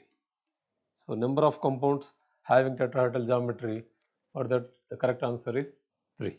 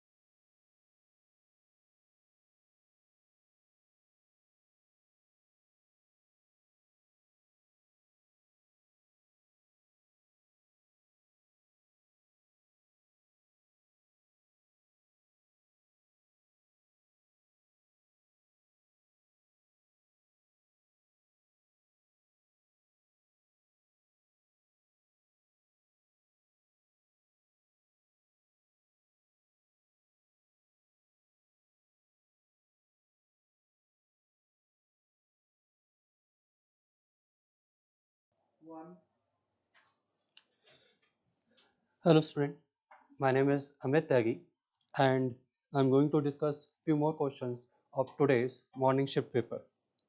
So just see this one, this is related to the fluid dynamic questions of venturi meter. Now here it is given that find the volume flow rate in the venturi meter given below in which water is flowing. Cross section area at A and B is small a and capital A, and small a by capital A by small a equal to 2, and capital A is root 3 meters square, and density is given 1000 kg per meter cube. So here if you see, for the flow rate of the liquid, what we require, that is A into V. We can write flow rate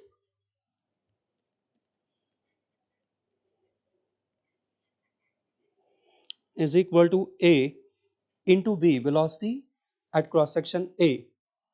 So here we know the area of cross section, but we don't know the velocity of the fluid at point A. So with the help of Bernoulli's theorem, we can relate the velocity at point A. If you see at point A and B, if I consider pressure at point A, PA, and pressure at point B, PB, then I can write the Bernoulli equation here, that is PA plus half rho VA square is equal to PB plus half rho VB square. So here in this PA and PB values we can relate. If you see in this, this is a diagram given to you.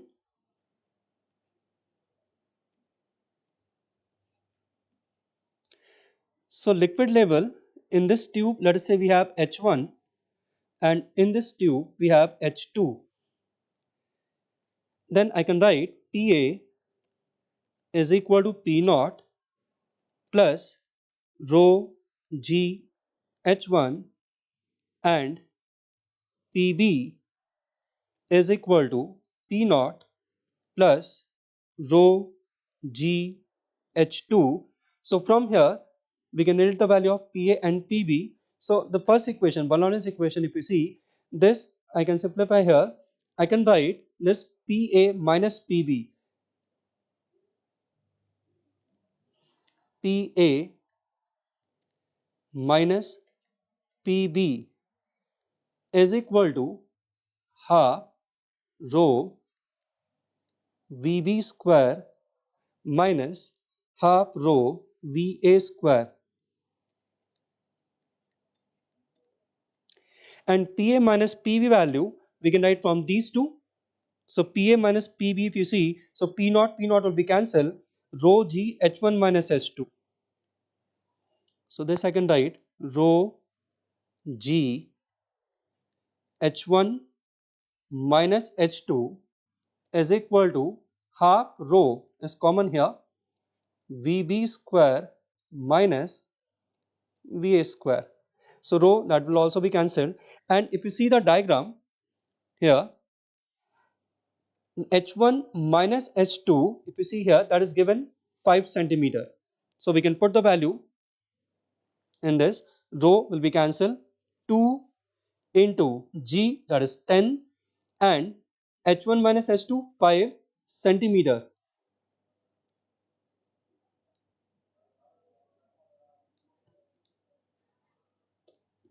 So it will be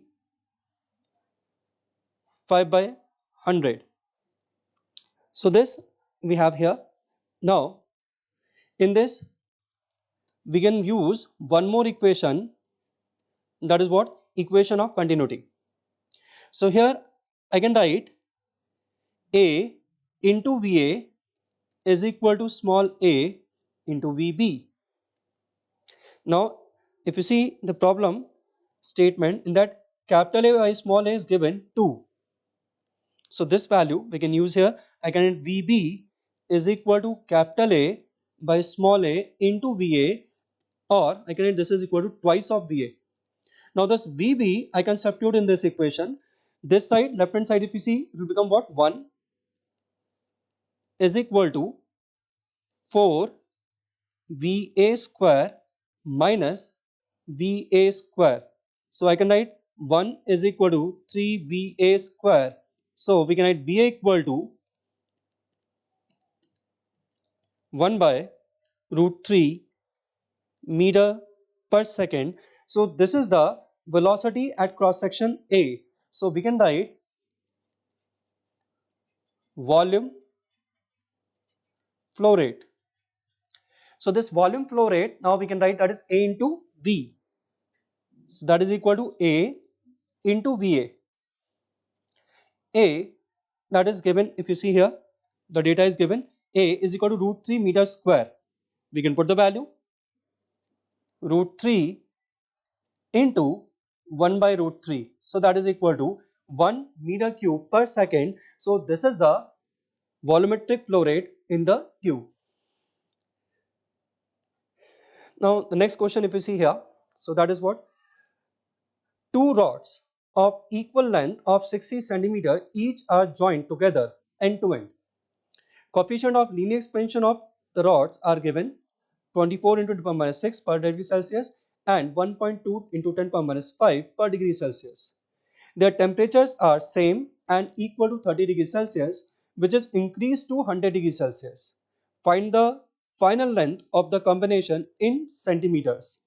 So here, if you see, we are combining two different rods side by side. This, like this, combining end to end over here. Let's say one rod is up to here, ln, the other one is also ln, but they have different coefficient of linear expansion, that is alpha 1 and alpha 2, and for both of them the temperature rise is what? Same. So change in length of the composite rod, change in length, we can write delta L is equal to delta L1 plus delta L2. So this will be the overall change in length of the rod.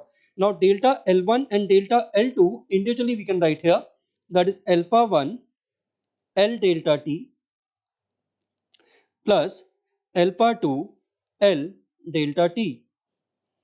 So delta L is equal to, that is alpha 1 plus alpha 2 into L delta T.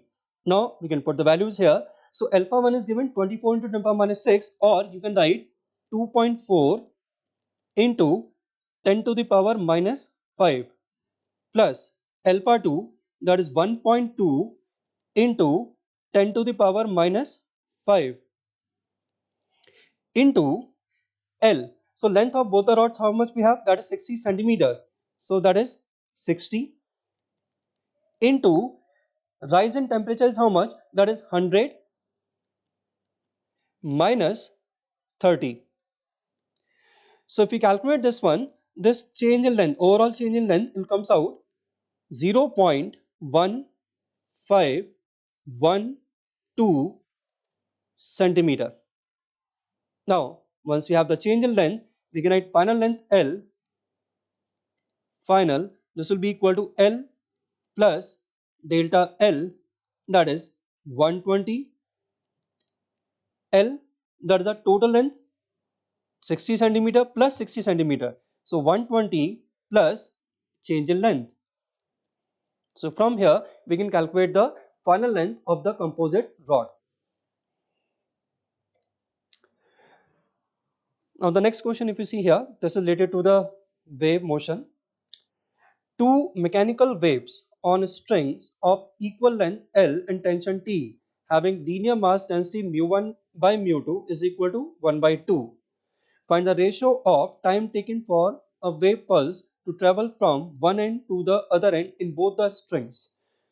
We have two strings, let's say string 1, string 2. This is string 1, this one is string 2. Let us say for these two, linear mass density mu1 and mu2. For this we have mu1, for this we have mu2, and in both the string the tension value is what? That is same. So here if you see wave velocity in both the string, we can write that is v equal to what? Under root t by mu. V is equal to under root t by mu. So time taken by the pulse to move from one end to another end, what we can write, that is v into t is equal to L, or I can write under root t by mu into time is equal to L. Now in both the cases tension value and length is same, so I can say here this time is directly proportional to under root mu. So time taken in the two strings, I can write T1 by T2 is equal to under root of mu1 by mu2. So here mu1 mu2 ratio that is given. So from here we can find the ratio of T1 and T2, that is 1 by root 2.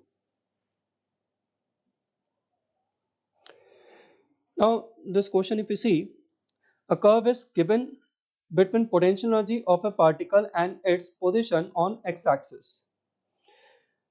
Given tan theta 1 1, tan theta 2 3 and tan theta 3 is equal to minus 1 by 2. If FAB be force acting on the particle during A to B, similarly FBC, FCD and FDE are the forces during B to C, C to D and D to E respectively. Arrange magnitude of these forces in decreasing order. Now here if you see the force acting on the body, we can relate with the slope of the graph. The conservative force I can write minus du by dx, and du by dx is nothing but the slope of this u versus x graph. So here we have to relate the magnitudes. He is asking regarding the magnitude. So F AB, now this will be equal to slope of AB portion, that is tan theta 1, I can write this is equal to what? 1. Then FBC, that is what? Tan theta 2. So tan theta 2 value is how much? 3. Then FCD. Now FCD, if you see, the slope is what? 0. So here I can say the force is 0. And finally FDE. Now important thing is what? Magnitude we are talking about. So magnitude we can write what? That is half. Tan theta 3 is given that 1 by 2. So here if we have to arrange them in decreasing order, so the maximum force is what? BC. Then after that AB. Then after that DE. And finally CD. So there is a decreasing order of the forces. Now you see this next question is related to the satellite motion. A satellite is revolving around a planet in orbit radius of 1.5 r. Additional minimum energy required to transfer the satellite to new orbit radius of 3 r is small m and capital M are mass of satellite and planet. So G capital M small m by x r, then we have to find the value of x. So here if you think about the energy of the satellite in any particular orbit, so energy of the satellite in that orbit, what we can write, that is equal to minus G capital M small m by 2r, where r is a orbital radius. Orbital radius. So here if you see, initially the orbital radius is 1.5 r. So I can write initial energy, that is minus G capital M small m by 2 into 1.5 r, that is minus G capital M small m by 3r. So this is the initial energy of the satellite. Now we are transferring it into the another orbit having orbital radius, that is 3r. So final energy we can write E final. This will be equal to minus G capital M small m by 2 into orbital radius, now it is 3r. So this is equal to minus g capital M small m by 6r.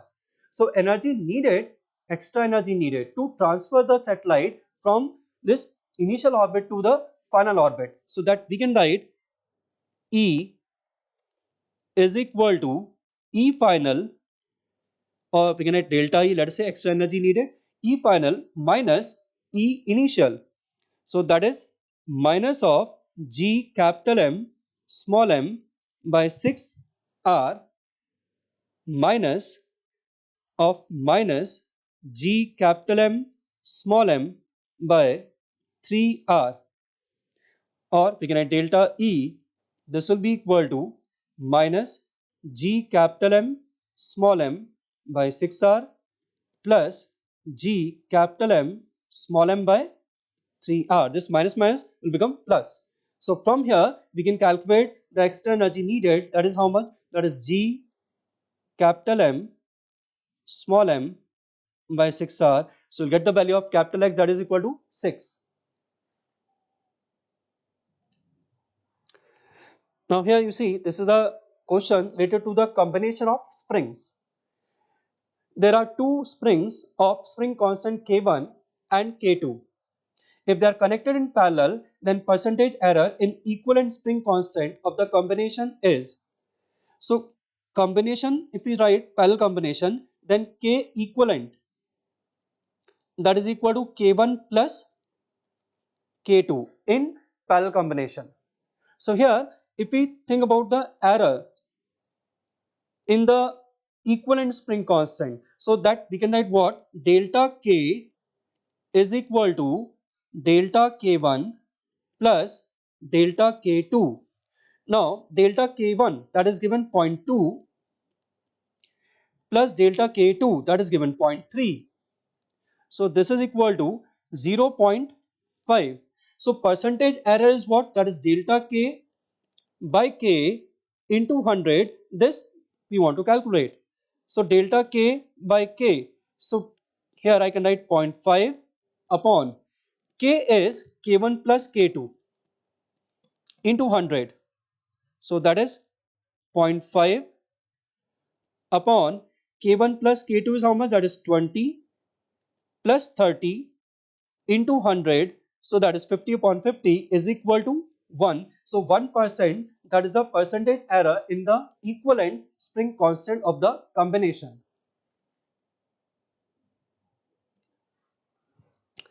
Now see this next question here.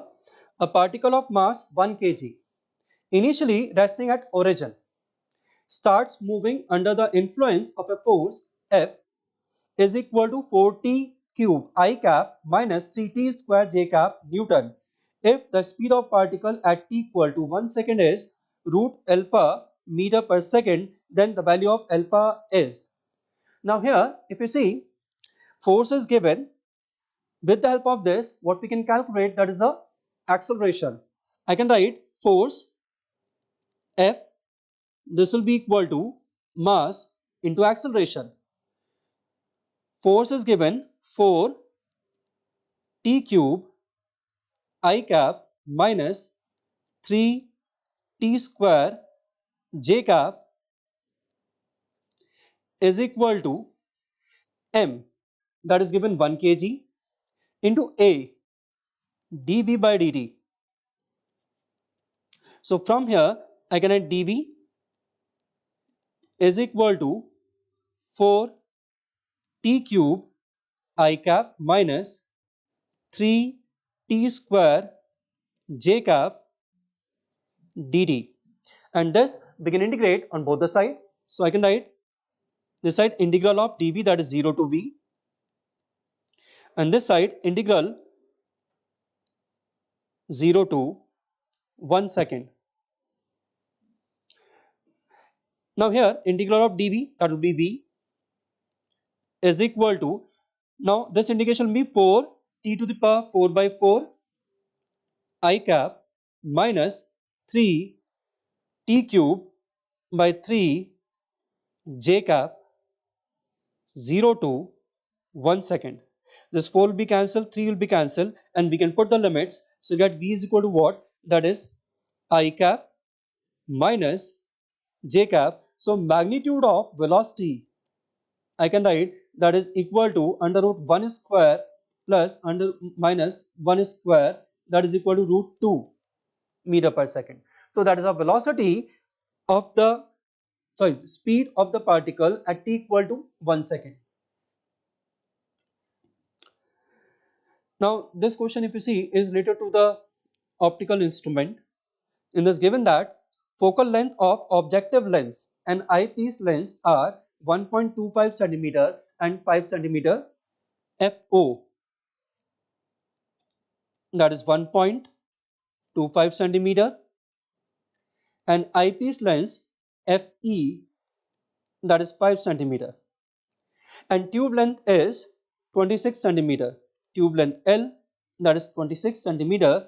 Find the magnification of compound microscope in normal adjustment. So this magnification we can write M in normal adjustment, that is what? That is L upon FO into D upon FE. Now all the values we know. L, that is 26, FO, that is 1.25 into D value, that is the least distance of distinct vision. So that is 25 upon 5. So this will be the this is the magnification of the compound microscope in normal adjustment condition.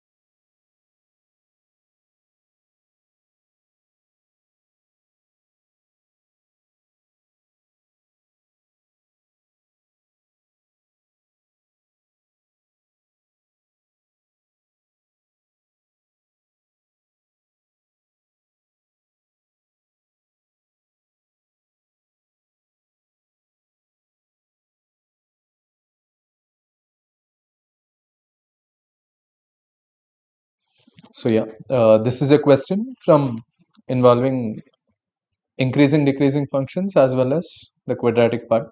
So quadratic is given as f of x into m square minus 2m into f dash of x plus f double dash of x is equals to 0. It has equal roots, so we'll just apply that condition. Discriminant is equals to 0. F dash of x whole square is equals to 4 f of x into f double dash of x. So from this we can generate f dash of x by f of x is equals to f double dash by f dash. We can integrate it on both sides. Ln f of x mod will come, but we'll neglect that for time being, is equals to ln f dash of x plus c. So f of x by f dash of x is some constant. How will I find that constant? F of 0 and f dash of 0, two values are given. I'll substitute x is equals to 0. ln 2 is equals to ln 1 plus c. C value will be ln 2. So I'll get f dash of x by f of x is equals to 2. Again we can integrate it. It's in the form of dy by dx minus 2y is equals to 0.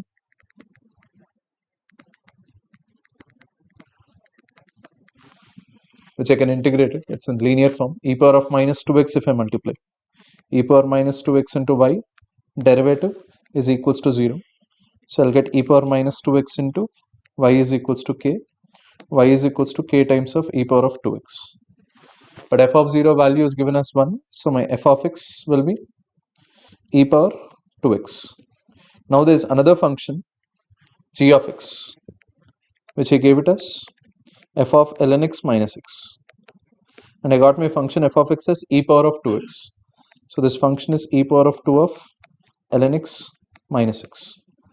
G dash of x will now be e power 2 ln x is e power of 2 ln x minus x, which is always positive, into derivative of 2 ln x minus x, which is 2 by x minus 2. This should be greater than or equal to 0. It's asking the values for which it is greater than or equal to 0. So I'll get 1 minus x by x is greater than or equal to 0. From this, using wavy curve method, we'll get x belongs to open 0 to closed 1. He mentioned x belongs to open alpha to closed beta. Sum of alpha plus beta will be 0 plus 1, which is equal to 1. So this is a bit moderate to tough question, but we can solve it. Let's go for the next question.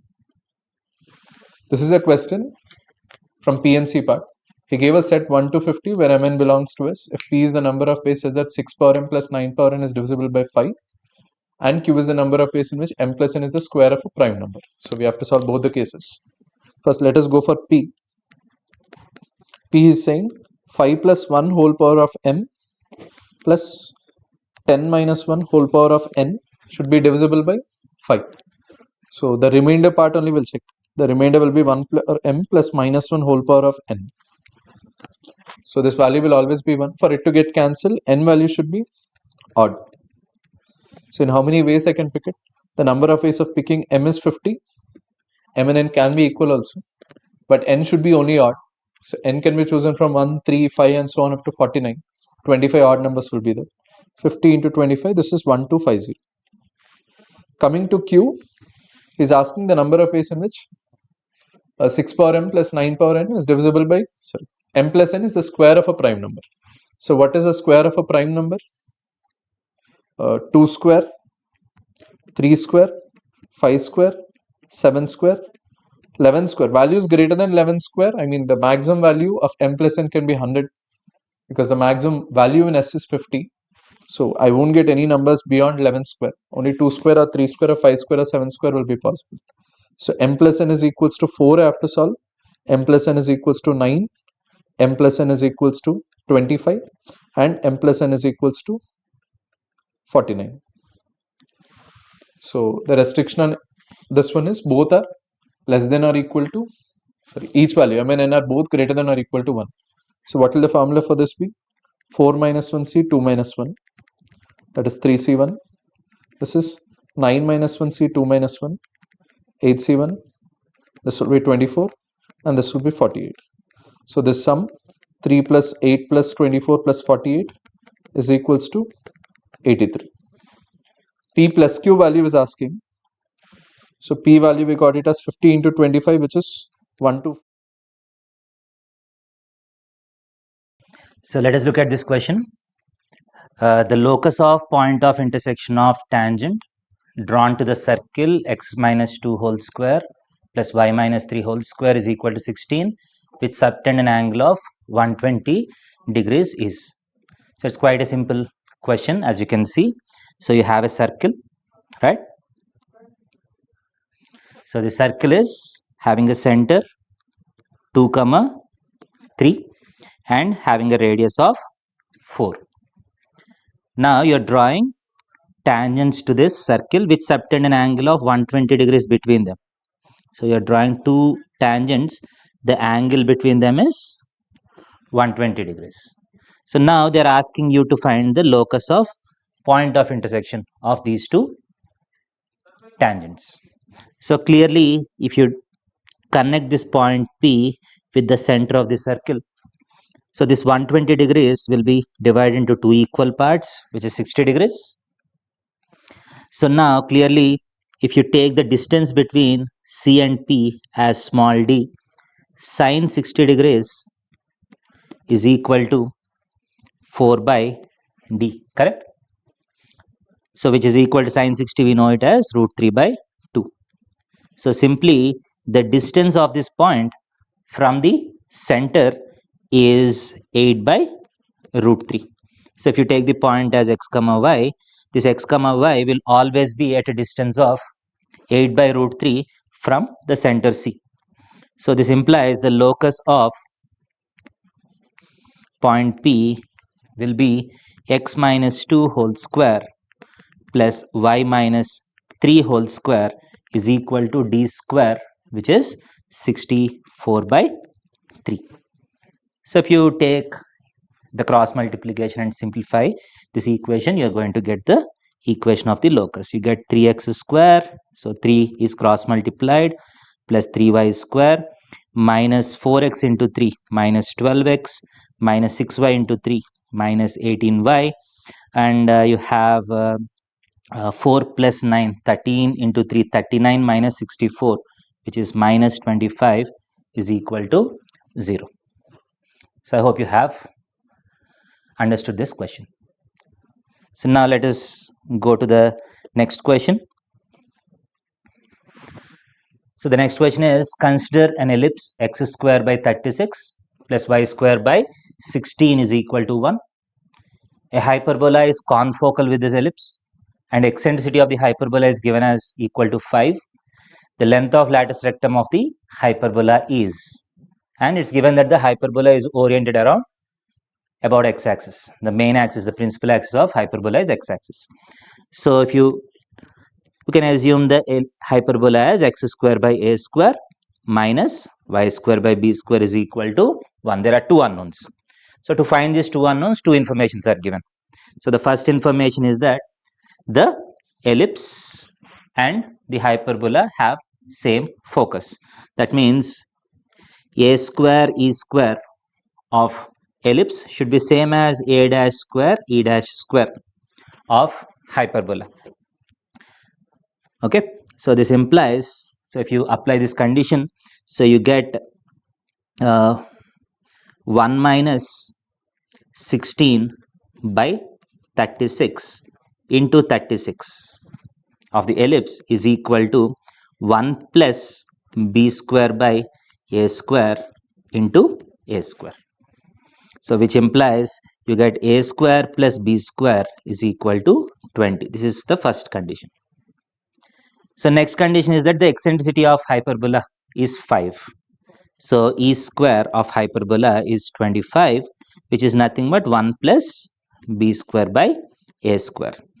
So which is implies 25 is equal to a square plus b square by a square, and a square plus b square we have already found it as 20. So this gives you a square is equal to 20 by 25 or 4 by 5. So a square plus b square is 20. So b square is equal to 20 minus 4 by 5, which is 96 by 5.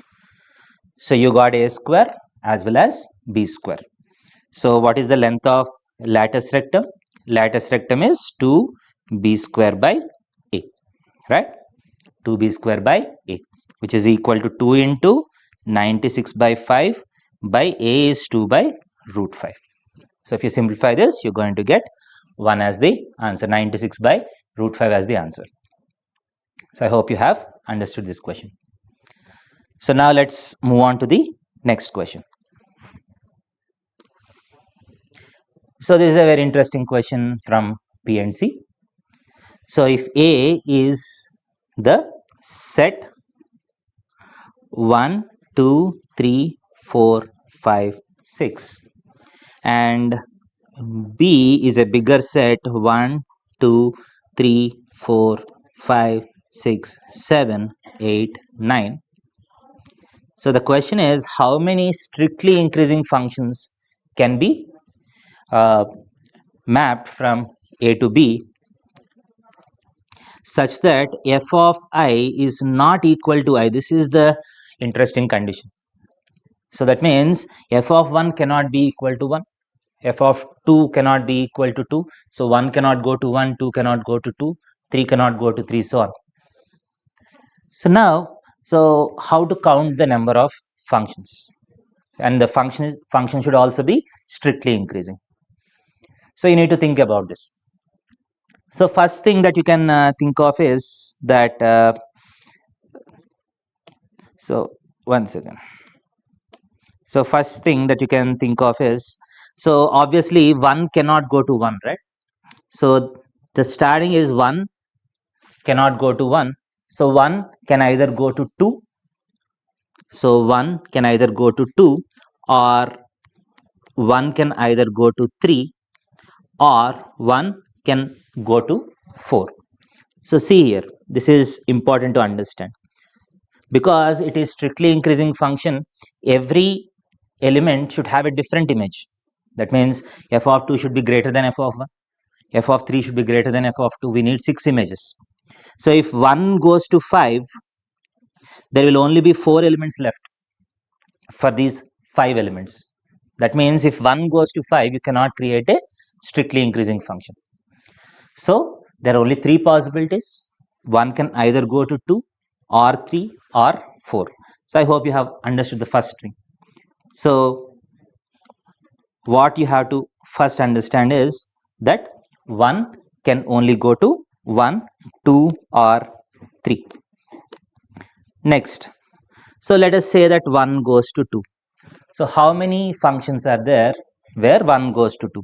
So now that 1 has gone to 2, the other 5 elements have to be mapped with these elements. So anyway, 2 cannot go to 2. So can you see that? So there are 1, 2, 3, 4, 5, 6, 7 elements left. So if you select any 5 elements out of these 7 elements, so for suppose you selected 4, there should be 5 images, right? For 5 elements, there should be 5 different images. So once I select any 5 elements of my choice, okay, so you can get one function corresponding to the conditions of strictly increasing as well as f of I not equal to I, because 2 is already mapped. So the first element itself will be greater than 2, right? So second element will obviously be greater than 3. Third element will obviously be greater than 4, so on, right? So correspond to every selection of 5 elements out of these 7 elements, you're going to have a strictly increasing function, a unique strictly increasing function. This concept is called 1-1 correspondence.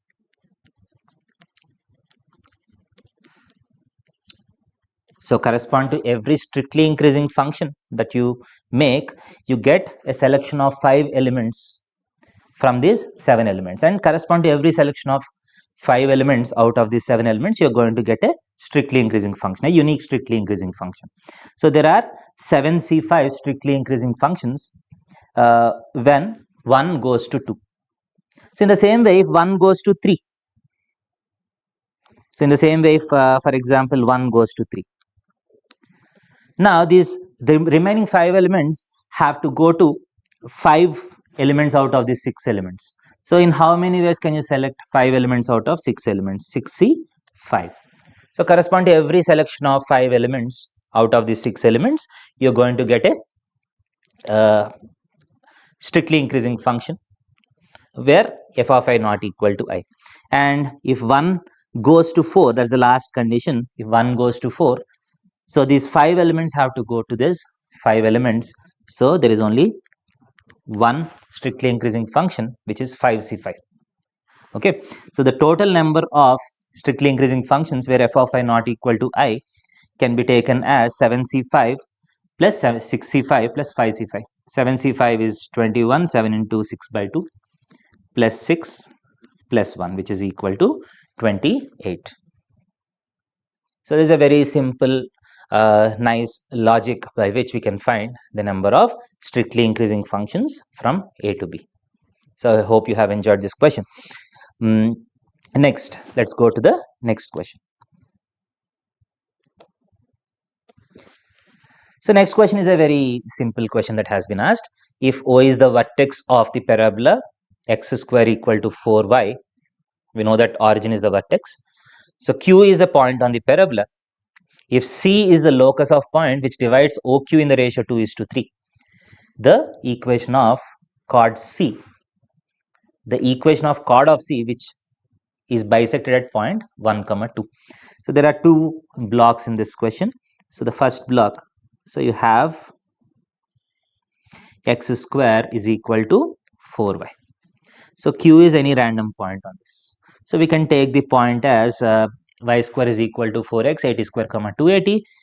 So x square is equal to 4y. The parametric point is 280, 80 square. So 2t, t square. A is equal to 1. So O and Q. O is the origin, which is the vertex. So OQ is divided in the ratio 2:3. So now let us find the locus of this point. Let us take x, y as the point. So from section formula, x, y is equal to, what is it? 2 into 2t. 4t plus 3 into 0 by 5, 4t by 5, 2t square by 5.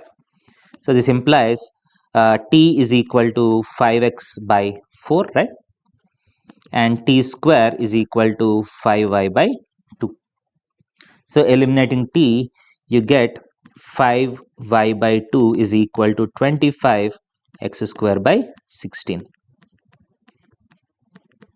So which implies 5x square is equal to 8y. So that's the locus. So this is a parabola again. So now I want the chord of this C curve which is bisected at 1, 2. We know that the chord bisected at a given point is given by S1 is equal to S11.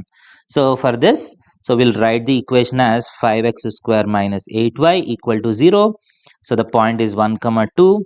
So let's go for S1 is equal to S11.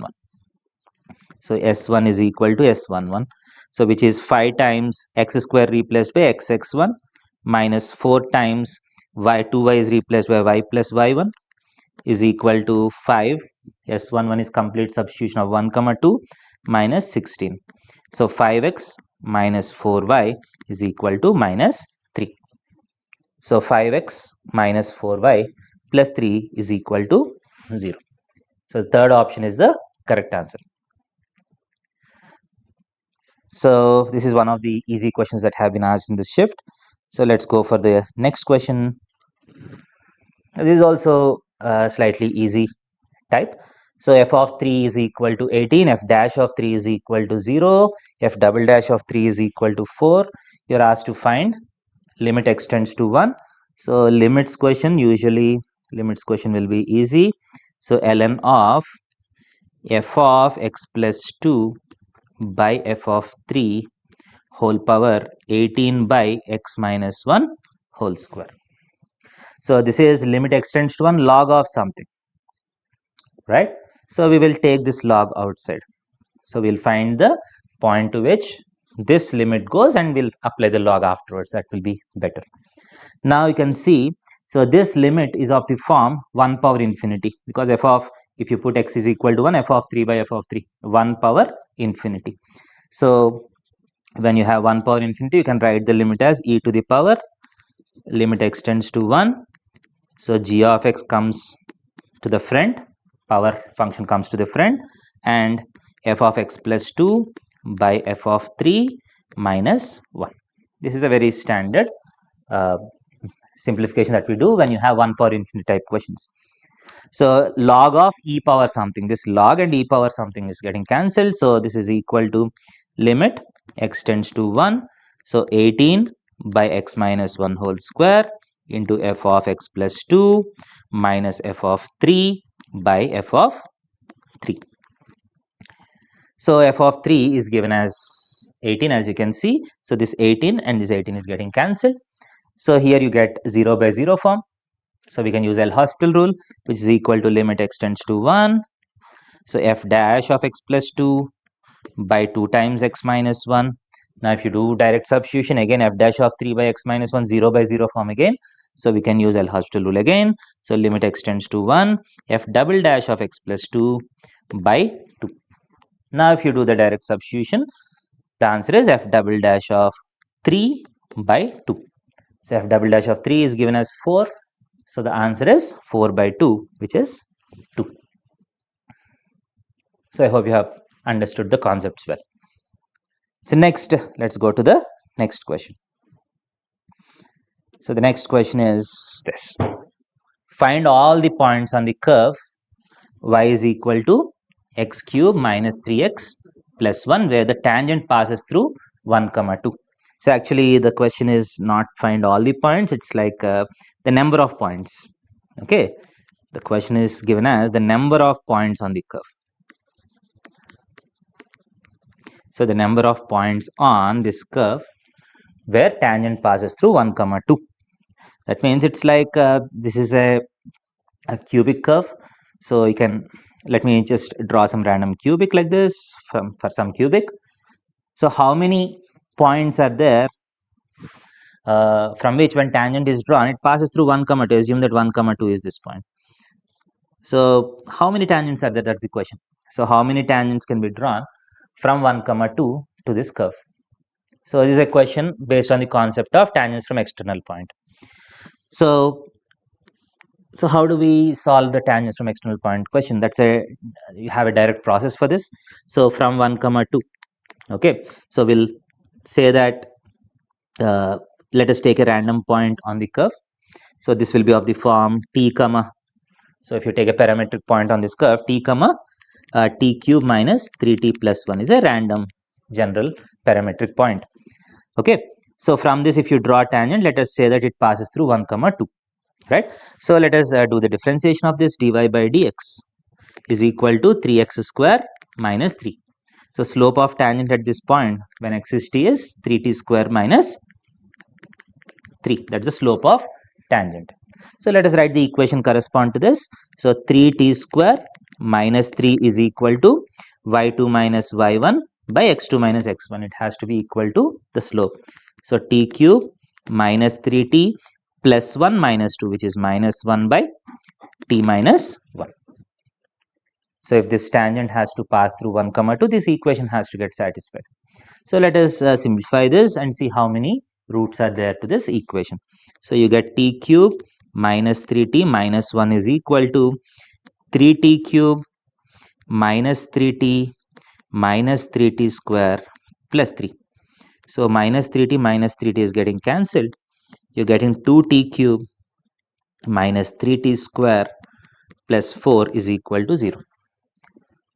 So now you have to find how many roots are there. Cubic equation cannot be solved as such. There are no general methods.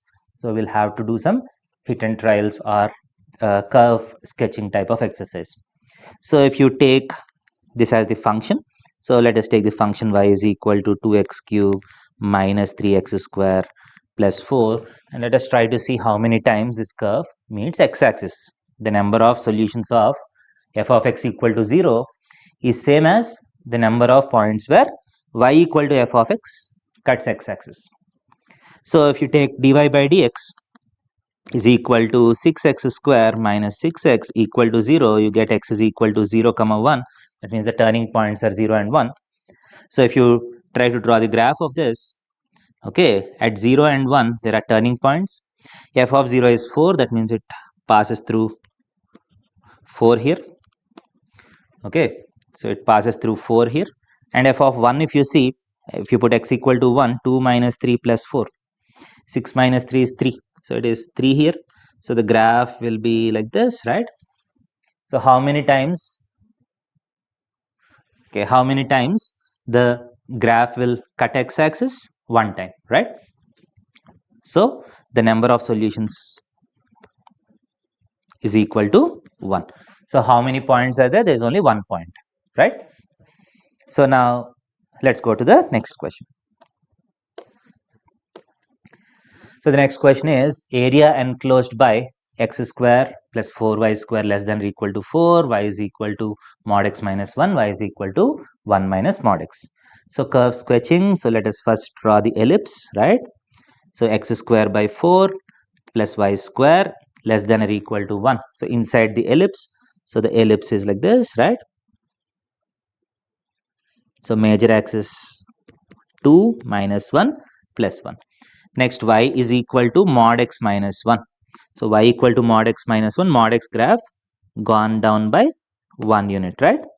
This is y equal to mod x minus 1, right? So y is less than mod x minus 1, that means below this curve, right?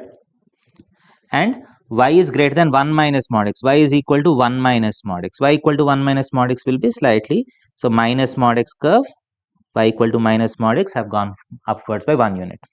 So y is greater than 1 minus mod x, that means above this curve.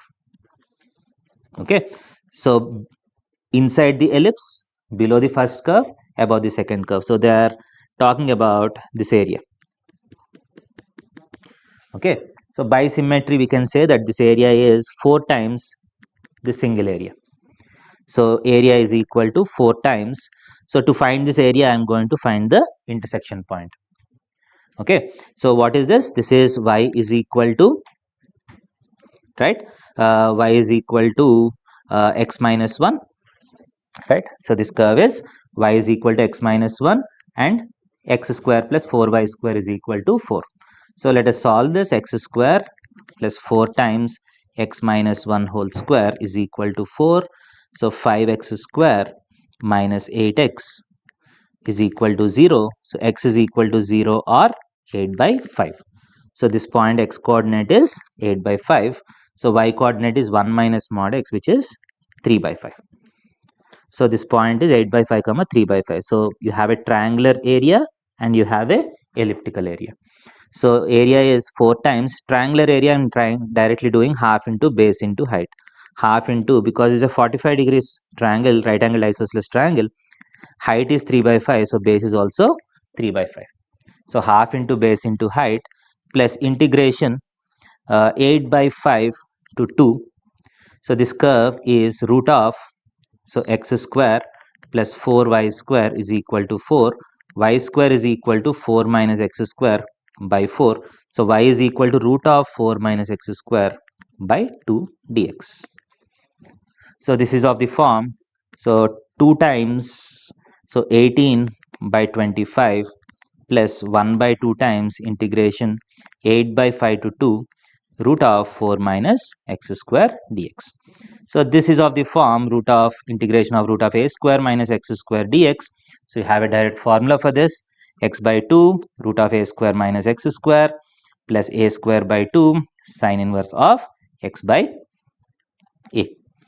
So just apply this formula and get the answer. So you will, if you apply this formula and try to solve the, do the calculations, you're going to get the answer as 4 sine inverse 3 by 4 minus 6 by 5.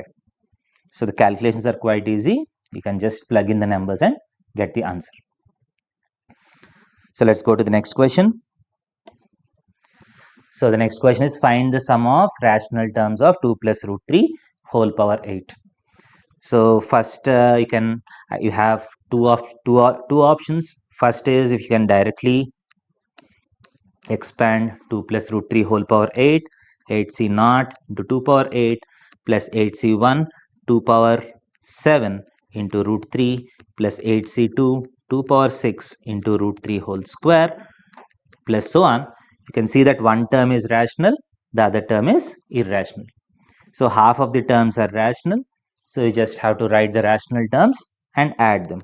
So rational terms will be 8c0 2 power 8 plus 8c2 2 power 6 into 3 plus 8c4 2 power 4 into 3 square plus 8c6 2 power 2 into 3 cube plus 8c8 3 power 4. So you just have to do the calculation correspond to this, you get the answer. Otherwise, you can go for this also. So 2 plus root 3 whole power 8 plus 2 minus root 3 whole power 8 by 2 is going to be the sum, right? Because if you write 2 minus root 3 whole power 8, you get alternate plus minus. If you add them, you're going to get the sum of these terms. But how to find 2 plus root 3 whole power 8? So one of the way is you can go for squaring. 2 plus root 3 whole power 8 is 7 plus 4 root 3 whole power 4. Again, 7 plus 4 root 3 whole power 4 is 49 plus 48 plus 56 root 3 whole square, right? Which is 97 plus 56 root 3 whole square. And again, if you square it again, this is 97 square plus 56 root 3 whole square plus 2 into 97 into 56 root 3, right? So the corresponding terms which are in the second term is nothing but 97 square plus 56 root 3 whole square. Yeah. Hello students. Today we'll be discussing JEE Mains Shift 1 paper. So these are few questions we are going to discuss now. And this question is from chapter complex number. So x square plus x plus 1 is equal to 0. So you might have practiced this one. The roots of this polynomial will be imaginary roots, which are omega and omega square. So you can substitute either one of this. Okay. So I'm going to do it with omega plus 1 by omega whole power 4 plus omega square plus 1 by omega square whole power 4 and so on. So most of you might be knowing what is 1 by omega. So we all know the concept used here will be omega cube is equal to 1. From there we can write omega can be expressed as 1 by omega square. So this gives us like omega plus 1 by omega, we can replace it with omega square whole power 4, and omega square plus 1 by omega square can be written as omega power 4, and so on. You can keep doing this till the end. X power 25 omega power 25 plus 1 by omega power 25, which will be 1 omega square. So and now this can be translated. What is 1 plus omega square? The most important relation of cube roots of unity. 1 plus omega square will be equal to 0. So from this we can replace omega plus omega square with minus 1. So this will be minus 1 power 4, and this will also be minus 1 power 4. And when there is a multiple of 3, you can clearly see omega cube is equal to 1. So this third part will be 1 plus 1 whole power 4. And interestingly, this will keep on going till the last part. So the last part will be omega plus omega square. So this will be 1 plus 1 plus 16 and so on. So students, this pattern keeps repeating after periodicity of 3. As you know, omega cube, omega power 6, omega power 9, these all values will give you 1. So how many parts of 3 are here? 1 plus 1 plus 16 and so on. So it goes till 25, which means 1 here, 2, 3, 4, 5, 6. And if you see how many parts you're going to get, so this one 16 plus 1 plus 1 into 8 plus, now there is one more thing, so which is 1 plus 1. So there will be 1, 2, 3, 4, 5, 6 and so on. This goes on till 22, 23, 24, and the remaining thing will be 25. Omega plus omega square, which is once again minus 1 power 4, which is 1. So we're going to get 1 here plus 1. So 16 plus 1 plus 1, 18 into 8 plus 1. So 18 into 8 is 144 plus 1, which will be 145. Okay, so we'll move on to the next question. Yeah, so this question is from series and sequences, a very basic question. All you have to know is what is a geometric progression and terms in the geometric progression. So given information says a1 plus a3 plus a5 is equal to 21. Okay, so I'm going to take the common ratio as r, so I can write it as a1 plus a3 is a1 r square, a5 is a1 r power 4, which is equal to 21. And what is the other information given here? A1, A3, A5 is equal to 64. So A1 into, again A3 will be A1 into r square, A5 will be A1 into r power 4, which is 64. So from this I can write A1 cube into r power 6 is equal to 64. So I'm going to take cube root here. So A1 into r power 2 will be 4. So now I'm going to divide this one as well as this equation. 1 plus r square plus r power 4 is equal to 21. So this is my first equation and this is my second equation. So now if you're going to divide both of them, a1 into 1 plus r square plus r power 4 by a1 into r square is equal to 21 by 4. So a1 gets cancelled out. And now once if I simplify this one, 4r power 4, 4r square plus 4 is equal to 21r square. So this I am going to further simplify. So this will get simplified as 4r power 4 minus 17r square plus 4 is equal to 0. Now you have to factorize this one. So 4r power 4 minus 16r square minus r square plus 4 equal to 0. So this can be written as 4r square into r square minus 4 minus 1 into r square minus 4 equal to 0. So this will be 4r square minus 1 into r square minus 4. 4r square minus 1 into r square minus 4 is equal to 0. So r is either plus or minus 1 by 2 or r is equal to plus or minus 2. So clearly it is given that the progression is increasing, right? So you have to select r is equal to 2. Now if you're going to substitute this in the last equation here, so a1 into r square is equal to 4. a1 into r square equal to 4. If I substitute this here, a1, I'm going to get it as 1. Now what is asked in the question, if you observe, a1 plus a2 plus a3, a1 plus a2 plus a3, which is 1 plus, what will be a2? 2, and what will be a3? 4. So 4 plus 2 plus 1, which is 7. So 7 should be the answer. Okay, you can move on to next question. Yeah, so this is from the chapter statistics, a very basic concept. Okay, so if the mean and variance, so you might be knowing what is the mean formula. What is mean formula? Sum of all observations by number of observations. So you can clearly write down the sum: x plus y plus 12 plus 14, 4 plus 10 plus 2 whole divided by number of observations. You can count them to 7, which is given as 8. So x plus y, and this will be 26, 30, 40, 42 plus 42 is going to be equal to 56. So from this I can write x plus y is equal to 14. So this is my equation 1. And what is the next observation given here is variance of the given data set is 16. Variance of the given data set is 16. So what is the variance formula?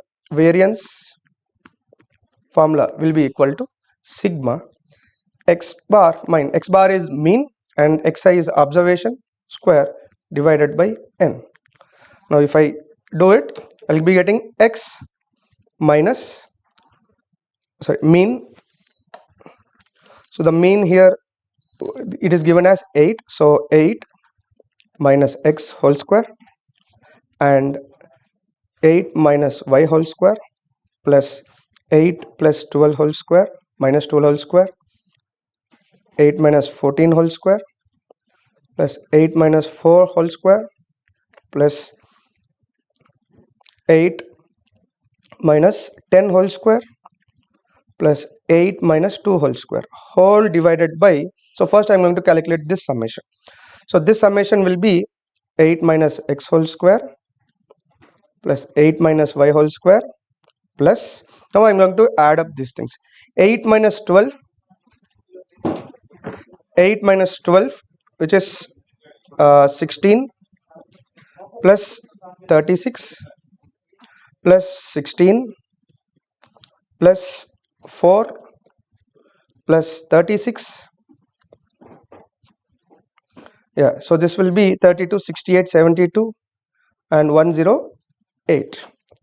So 108, so 8 minus x whole square plus 8 minus y whole square plus 108 whole divided by 7 is going to be equal to the variance, and variance is given as 16.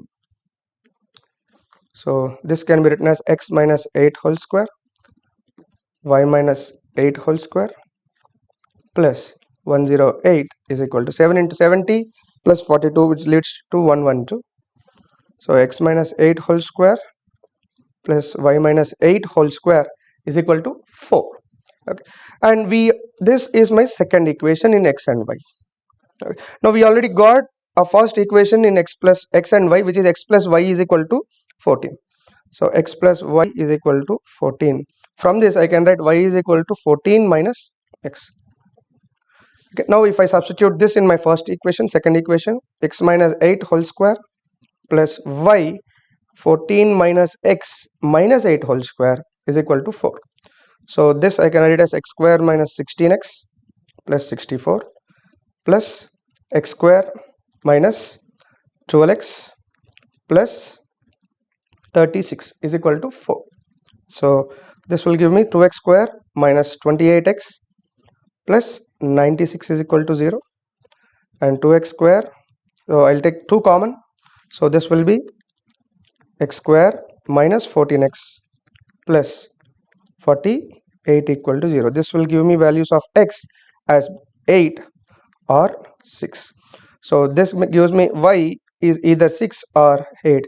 Since in the information it is given x is greater than y, so x value will be 8 and y value will be 6. Now the value asked in the question is 3x minus y. 3x minus y question is asked. So 3 into 8, 24 minus 6. Sorry, 3 into 8 minus 6, which is 18. So 18 should be the answer for this question. Okay, we'll move on to next question. Yeah, so this is once again the question from definite integration based on the properties of definite integrals. So the main property used here is integral minus a to a f of x dx will be 0 if f is an odd function, and can be written as 2 into 0 to a f of x if f is even. So one can easily observe from the part that minus pi by 6 to pi by 6, pi by 1 minus sine mod x plus pi by 6 plus 4x to the power 11 1 minus sine of mod x plus pi by 6. Students, you can clearly identify the numerator here is an odd function and the denominator here is an even function, resulting the whole function to be odd. So this function is an odd function. So this integration will become 0 when the limits are from minus a to I. Now you only have to integrate minus pi by 6 to pi by 6, and you can also clearly observe that the first part of this one is an even function. So this is an even function. So if it is an even function, you can write it as 2 into 0 to, so this can be written as 2 into, and pi is a constant, I can put it outside, 0 to pi by 6 1 by 1 minus sine. Since x is 0 to pi by 6, x is positive, mod x can be written as x, so x plus pi by 6 dx. Yeah. So the integral value will be 2 pi into 0 to pi by 6 1 by sine 1 by sine 1 minus sine x plus pi by 6 1 minus sine x plus pi by 6 dx. Okay, so this can be integrated as 0 to pi by 6. I can rationalize. I'll just multiply with 1 plus sine x plus pi by 6 by 1 minus sine into 1 plus sine will give me cos square x plus pi by 6 dx. So now you're going to split the fraction. Okay, so 2 pi into 1 by cos square will be secant square x plus pi by 6 plus, and sine by cos square will be secant x plus pi by 6 into tan x plus pi by 6 from limits 0 to pi by 6. Now what is integration of secant square x plus pi by 6? It will be tan x plus pi by 6, tan x plus pi by 6 plus the integration of secant x plus pi by 6 and tan x plus pi by 6, integration of secant x and tan x, which is secant x. So secant x plus pi by 6 are limits from 0 to pi by 6. So you're going to substitute the limits. 2 pi into, if you substitute pi by 6 plus pi by 6 is pi by 3, tan pi by 3 will be root 3 plus pi by 6 plus pi by 6 pi by 3 secant pi by 3 is 2 minus, when you substitute 0, tan pi by 6, what is tan pi by 6? 1 by root 3, and secant pi by 6 will be 2 by root 3 plus 2 by root 3. So this 2 pi into root 3 plus 2 minus root 3 cancel out. So what will be the answer? Answer will be 4 pi. Okay, so we can move on to the next question. Yeah, so next question is once again basic question from functions chapter, where we are asked to find domain of a given function. Okay, sometimes it might be slightly lengthy, but you can definitely do such questions, okay, if you are very good with the basic part. Okay, so how do you find the basic information you require to solve this question is what is the function of inverse trigonometric functions. Your sin x inverse x domain, what is domain of sin inverse x, which is minus 1 to 1, and what is domain of cos inverse x? Minus 1 to 1. Okay, so now let me put in initially 2x square minus 3x plus 1 should be minus 1 to 1. This gives me two inequalities. First one, 2x square minus 3x plus 1 less than or equal to 1. So this gives me 2x square minus 3x less than or equal to 0. Now if we factorize this, x into 2x minus 3 less than or equal to 0. So this is 0 and this is 3 by 2 plus minus plus. So from this I can tell x belongs to closed interval 0 to open interval, closed interval 0 to 3 by 2.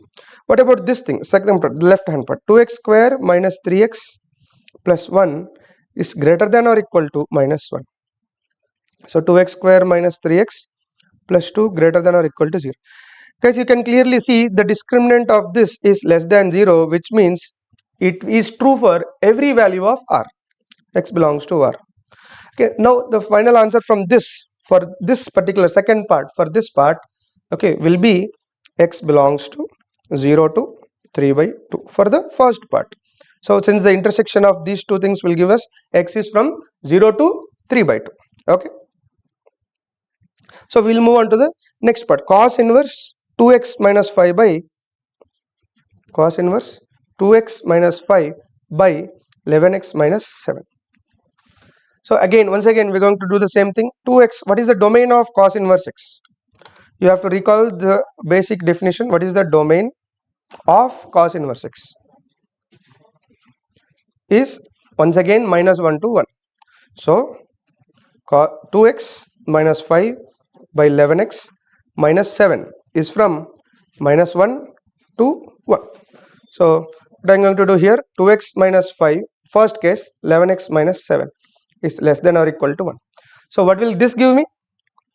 I'm going to bring the 1 to the side and I'm going to solve this inequality. 11x minus 7 minus 1 less than or equal to 0. And this gives me 2x minus 5 minus 11x plus 7 by 11x minus 7 less than or equal to 0. So this is 2 minus 9x by 11x minus 7 less than or equal to 0. So you can clearly see what is the solution set for this one, and this is 2 by 9 and this is 7 by 11 minus plus plus. Since we need negative, so I got a solution. X belongs to minus infinity to 2 by 9 union open interval 7 by 11 to infinity. This is the first case. Now I am going to solve the second part as well. Okay, so 2x minus 5 by 11x minus 7. So should be greater than or equal to minus 1. Okay, so what will now you can also solve 2x minus 5 by 11x minus 7 plus 1 greater than or equal to 0. So this will be 13x minus 12, okay, by 11x minus 7 greater than or equal to 0. So again, if you're going to solve, so this is 12 by 7 by 11 and this is 12 by 13 plus minus plus.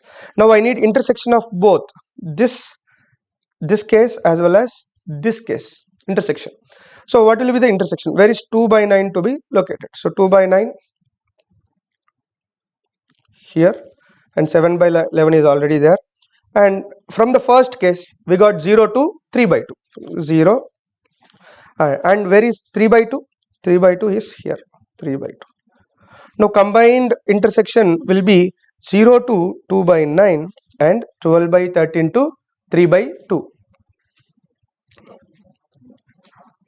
So the final solution of this one will be x belongs to 0 to 2 by 9 union 12 by 13 to 3 by 2.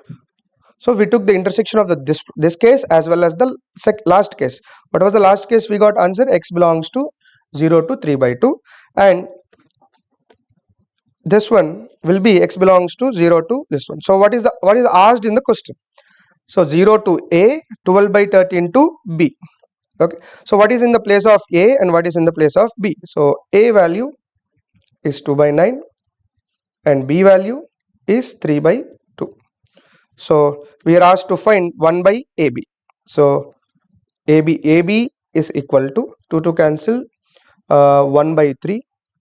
This implies 1 by AB is equal to 3.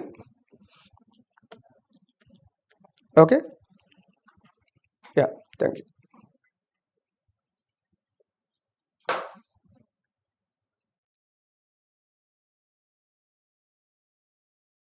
So this is a question based on limiting reagent, but we have to read the options carefully. It is to find out incorrect option, right? So the reaction is given, reaction is balanced, calcium plus 2 times of hydrogen chloride will form calcium chloride and hydrogen gas. And they are saying that the HCl is present in excess amount, means calcium is the limiting reagent. 14 gram of calcium, atomic mass of calcium must be given in the question, that is 40. So this is number of moles of calcium. So according to the balanced reaction, when calcium will completely react, there is formation of 14 by 40 moles of calcium chloride and 14 by 40 moles of hydrogen gas. Now looking the question, if you are smart, you can see that there are two options, first option and fourth option, in which we have to find one option because we have to find one incorrect statement. So if we try to find out what is the mass of calcium chloride, so we can write that the mass of calcium chloride is equal to the number of moles, that is 14 divided by 40 multiplied by the molar mass of calcium chloride. So 40 plus 71 is 111. So this calculation you have to do. After doing the calculation, we are getting this as 38.85 gram. So if you are smart, if you want to save the time, you got the answer because this is correct. So definitely the fourth option will be wrong. Otherwise you can go with the flow. You can check the other options also, like if you have to calculate the moles of hydrogen, this is coming correctly because the number of moles of hydrogen is equal to 14 divided by 40. If you simplify, this is coming 0.35 mole. So this is the correct option. We have to find incorrect option. Similarly, third, we have to calculate volume of hydrogen gas, and they have given STP, not given that old STP or new STP. Again, you should find out with old STP and just check that it is matching or not. Already we got the answer with 4, but suppose you are solving it sequentially, so you should multiply this by 22.4. 22.4 into 0.35, you are getting exactly 7.84. Some of you have taken as 22.7, then you have to solve the fourth option also to get that, which is the only incorrect statement.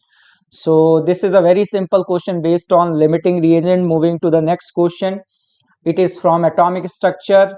And when electric discharge is put on hydrogen, it emits discrete frequency in electromagnetic spectrum. So they are talking about atomic spectrum, that is the discrete nature of energy. So this statement, first statement seems to be correct. First statement is correct. So we can say here that the statement number 1 is true. Statement 2, frequency of helium plus ion in the second line of Balmer series is equal to first line of Lyman series.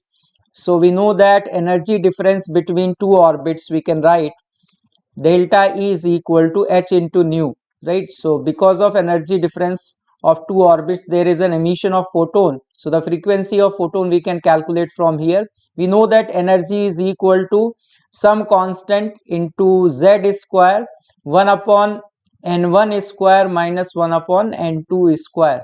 And if we simplify this, we can write that frequency is directly proportional to Z square 1 upon N1 square minus 1 upon N2 square.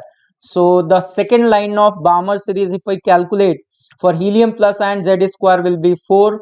Second line of Balmer series, so N1 is equal to 2 square, that is equal to 4, minus second line means electron is moving from fourth orbit to second orbit, so this is 1 upon 16. If we simplify, we can say that mu is directly proportional to 1 by 4 into, if you simplify this, this will become 1 and this will become 1 by 4, so this is equal to 3 by 4, right? So we can say here that frequency is directly proportional to 3 by 4. For Lyman series, if we calculate, that is equal to Z square will be 4, right? So equal to first line of Lyman series. For Lyman series, N1 is equal to 1 and N2 is equal to 2. So 1 minus 1 by 4. So if we simplify this value, we are getting the same thing, right? So frequency of helium plus ion of second line of Balmer series is equal to the first line of Lyman series. So I think that here something is missing here. First line of Lyman series of hydrogen atom, if it is there, then it is going to be true, right? So from here we are getting that first option is correct and second option is correct. So according to the given option, first will be the answer for this. I think that here it should be mentioned that frequency of helium ion of second line of Balmer series is equal to the first line of Lyman series of hydrogen atom, and then we can match it. Okay, so moving to the next question, the third question, 1 gram of AB2 solid is dissolved in 50 gram of solvent such that delta TF is 0.689. When 1 gram of AB is dissolved in 50 gram of same solvent, delta TF is 1.176. Find molar mass of AB2. Kf is 5 Kelvin kg per mole. AB2 and AB are non-electrolyte. Report to the nearest integer. So here if we try to write, it is non-electrolyte, so Van't Hoff factor I is equal to 1. So delta TF is equal to Kf into molality. So the value of Kf is given, that is equal to 5. Delta TF value for the first solute AB2, we can write here this value is equal to 0.689. 9. So 0.689 is equal to 5 into molality. We have added 1 gram of the solute. Molar mass of the solute, we can write atomic mass of A plus 2 times of atomic mass of B.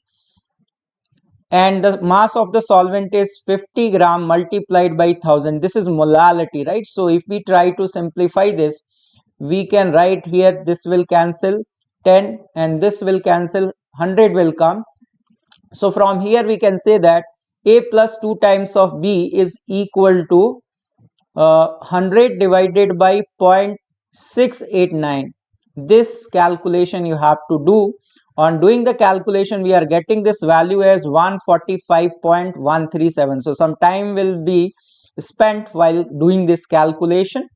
Then the second one is, for the second, they are just asking that what is the molar mass of AB2. So from here we are getting that 145 will be the answer. I don't think that this is the complete one, because so much data is given not to calculate this value, right?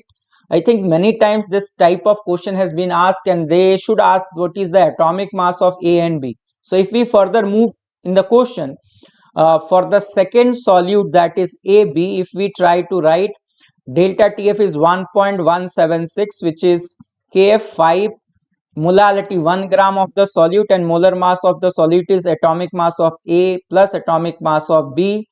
Mass of the solvent is again 50 gram multiplied by 1000. If we simplify, again we can write that A plus B is equal to 1000 divided by 1.176. If you do this calculation, you are getting this calculation as 80. I think 80 will come, sorry, 85 will come if you do the calculation. So 85, I think it is coming now. They should ask that what is the atomic mass of A and B, right? So if you say that this is equation number 1, if this is equation number 1 and this is equation number 2, and you are subtracting 2 from 1, from there you get the atomic mass of B is equal to 60. Once you get the atomic mass of B, you can calculate what is the atomic mass of A. So atomic mass of A from here is 85 minus 60, which is equal to 25. So I think that the correct question would be, what is the atomic mass of A and atomic mass of B? So this is a question, and these type of questions are very common. I think that this is a very easy question, just you have to give time for calculation. So the next question is discussed by my colleague. So thank you very much.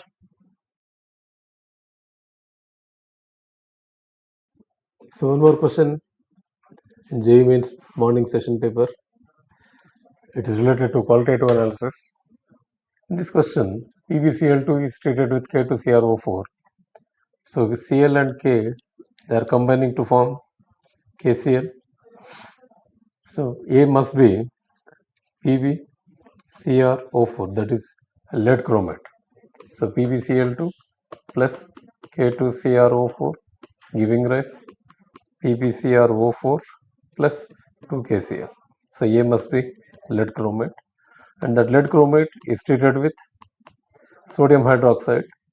Excess is saying. So in the first step, what happens? If you just consider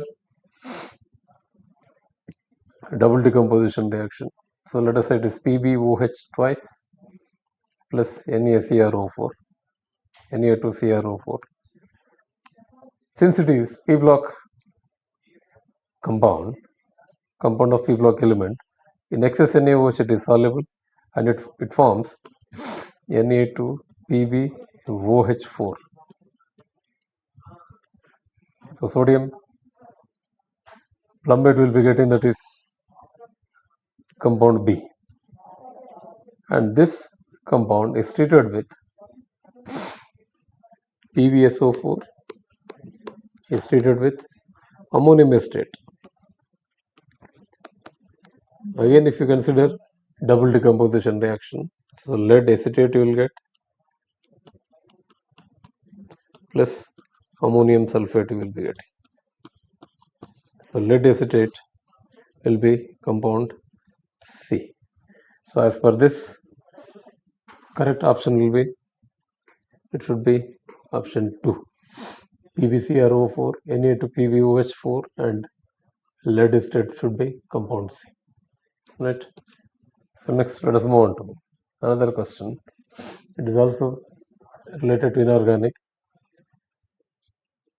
especially chromyl chloride test.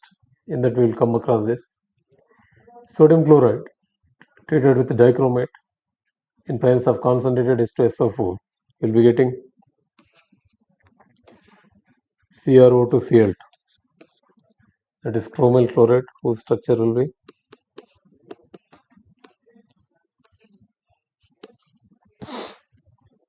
so in that oxidation state of each oxygen is -2, chlorine is -1, and chromium will be +6.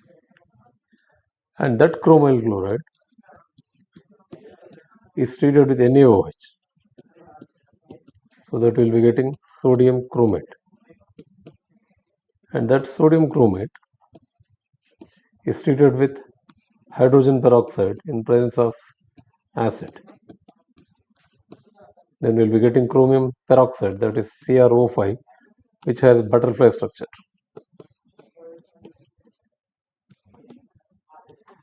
This is CrO5 structure. In that, two peroxy bonds are there, so each oxygen will be -1, and this will be -2, and chromium oxidation state again +6. Now let us see what is asked in the question. If number of O2 minus 2 in compound C is X, so how many O2 minus 2 are there in compound C?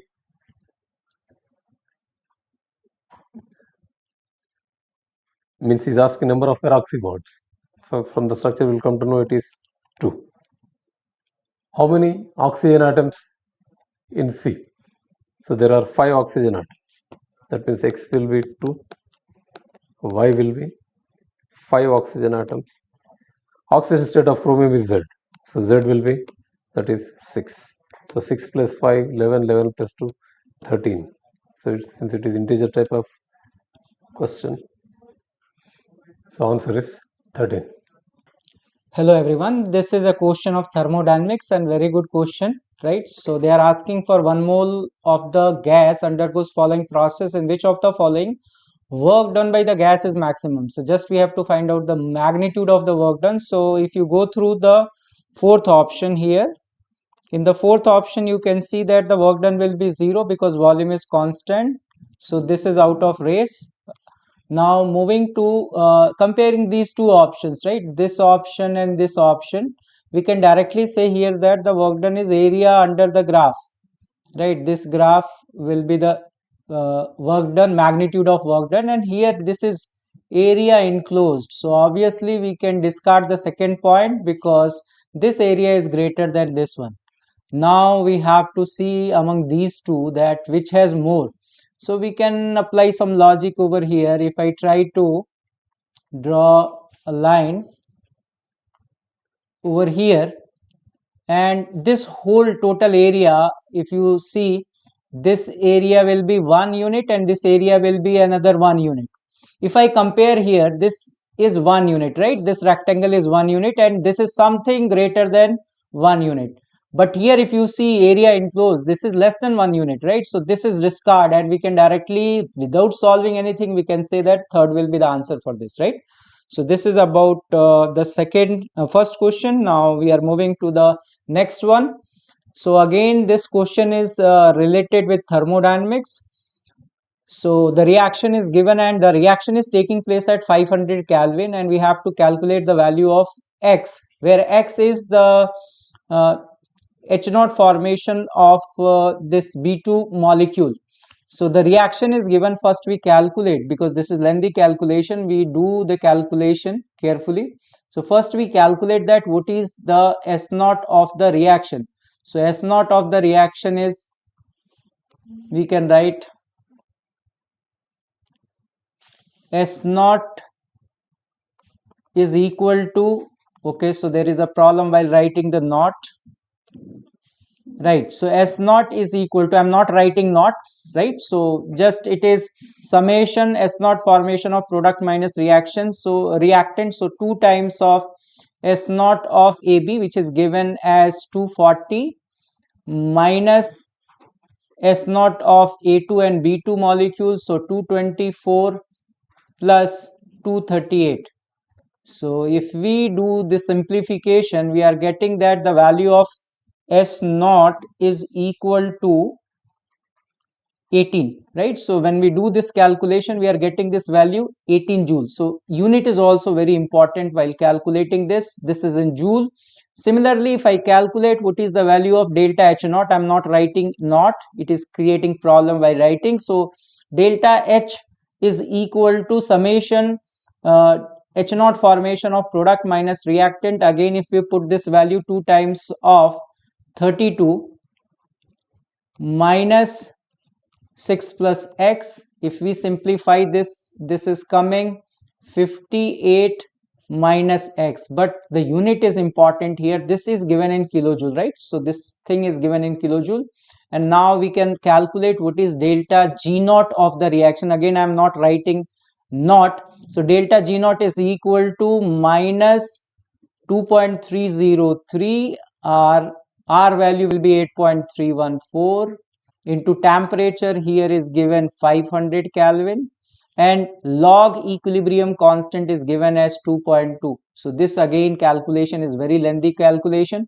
So when we do this calculation, we are getting that this value is equal to minus 21.06, and this value is coming in kilojoule, right? So now we can use the formula that delta G naught is equal to delta H naught minus T delta S naught, and from there we can calculate the value of x. So delta G naught is equal to minus 21.06. Delta H naught we have calculated 58 minus x, and minus T delta temperature is 500, and delta S naught value is 18, and we should divide this by 1000 to convert into kilojoule, right? So now if we simplify, this value is coming 9, this is 9, and we can write that this is minus 21.06, this is equal to 58 minus x minus 9. So by simplifying this, we can write that this value is equal to 21.06, and this will be 49, and if we add these two, we are getting this value is 70.06, right? So calculate the value of x. From there we are getting that the first option is correct. Now moving to the next question. Again, this is a question of thermodynamics, so I think there are 3 questions from thermodynamics. This is an easy question. 10 mole of oxygen gas is heated at constant volume from 30 degrees Celsius to 30 to 40 degrees Celsius. The change in internal energy of the gas. So ideal gas participating in any process, we can write that delta U is equal to NCV delta T. 10 moles of gas is given, and the value of Cp is 7. So Cv will be 5 calorie per Kelvin per mole, and delta T is 10 degrees Celsius. So if we multiply, we are getting that this value is equal to 500 calorie. So we have to represent the answer in calories, so it will be 500. Moving to the fourth question and the last question. This is a good question. pH and conductance of a standard solution of HX are given. So pH value is equal to 5, and the value of conductance, right, that is 1 upon resistance, which can be represented by capital G. The unit here mentioned is wrong, right? Okay, right, it is right, only 1 upon resistance is so this value is equal to 4 into 10 to the power minus 5 per ohm means Siemens. The standard solution means the concentration of this acid is equal to 1 molar, and the pH is given. pH means C naught alpha. I can write that is H plus ion concentration, which is equal to 10 to the power minus 5. So the degree of dissociation is very small, and that is given in the question. So alpha is 10 to the power minus 5. Now we can calculate what is the conductivity of the solution. Conductivity of the solution is equal to cell constant upon resistance. So be careful about the units. So when we are calculating, we are putting length in centimeter, area in centimeter square, and this is in ohm. So I can write that the length is 15 centimeter, area is 1 centimeter square, and they have given conductance. 1 upon resistance is conductance, so we can directly multiply here 4 into 10 to the power minus 5. So we can write that the conductivity of this solution is equal to 60 into 10 to the power minus 5. Now we can write lambda m is equal to conductivity into 1000 divided by molarity. So now if we put the value, we can get that what is the value of lambda m. Lambda m is equal to conductivity. We have already calculated 60 into 10 to the power minus 5. And we have to multiply this by 10 to the power 3. The concentration is 1 molar. So we are getting this value as 0.6. Lambda m is 0.6. We can write alpha is equal to lambda m upon lambda m naught. Right. So this we are getting here. Lambda m is 0.6. Lambda m naught we have to calculate. Alpha, we have already written the value of alpha is 10 to the power minus 5. So from here, if we calculate what is the value of lambda m naught, this value is equal to 6 into 10 to the power 4. And the unit is per ohm centimeter square per mole. But what unit they are asking? They are asking in per ohm meter square per mole, right? So we know that if we convert this into meter, this will become 6 per ohm centimeter ki jagah we can write that meter square per mole, right? So the answer for this is going to be 6. So this is it. I think that the paper is completed with 25 questions. Overall, we can say that there are 1-2 questions of thermodynamics which have lengthy calculation. Otherwise, the paper is easy. So thank you very much. Bye-bye.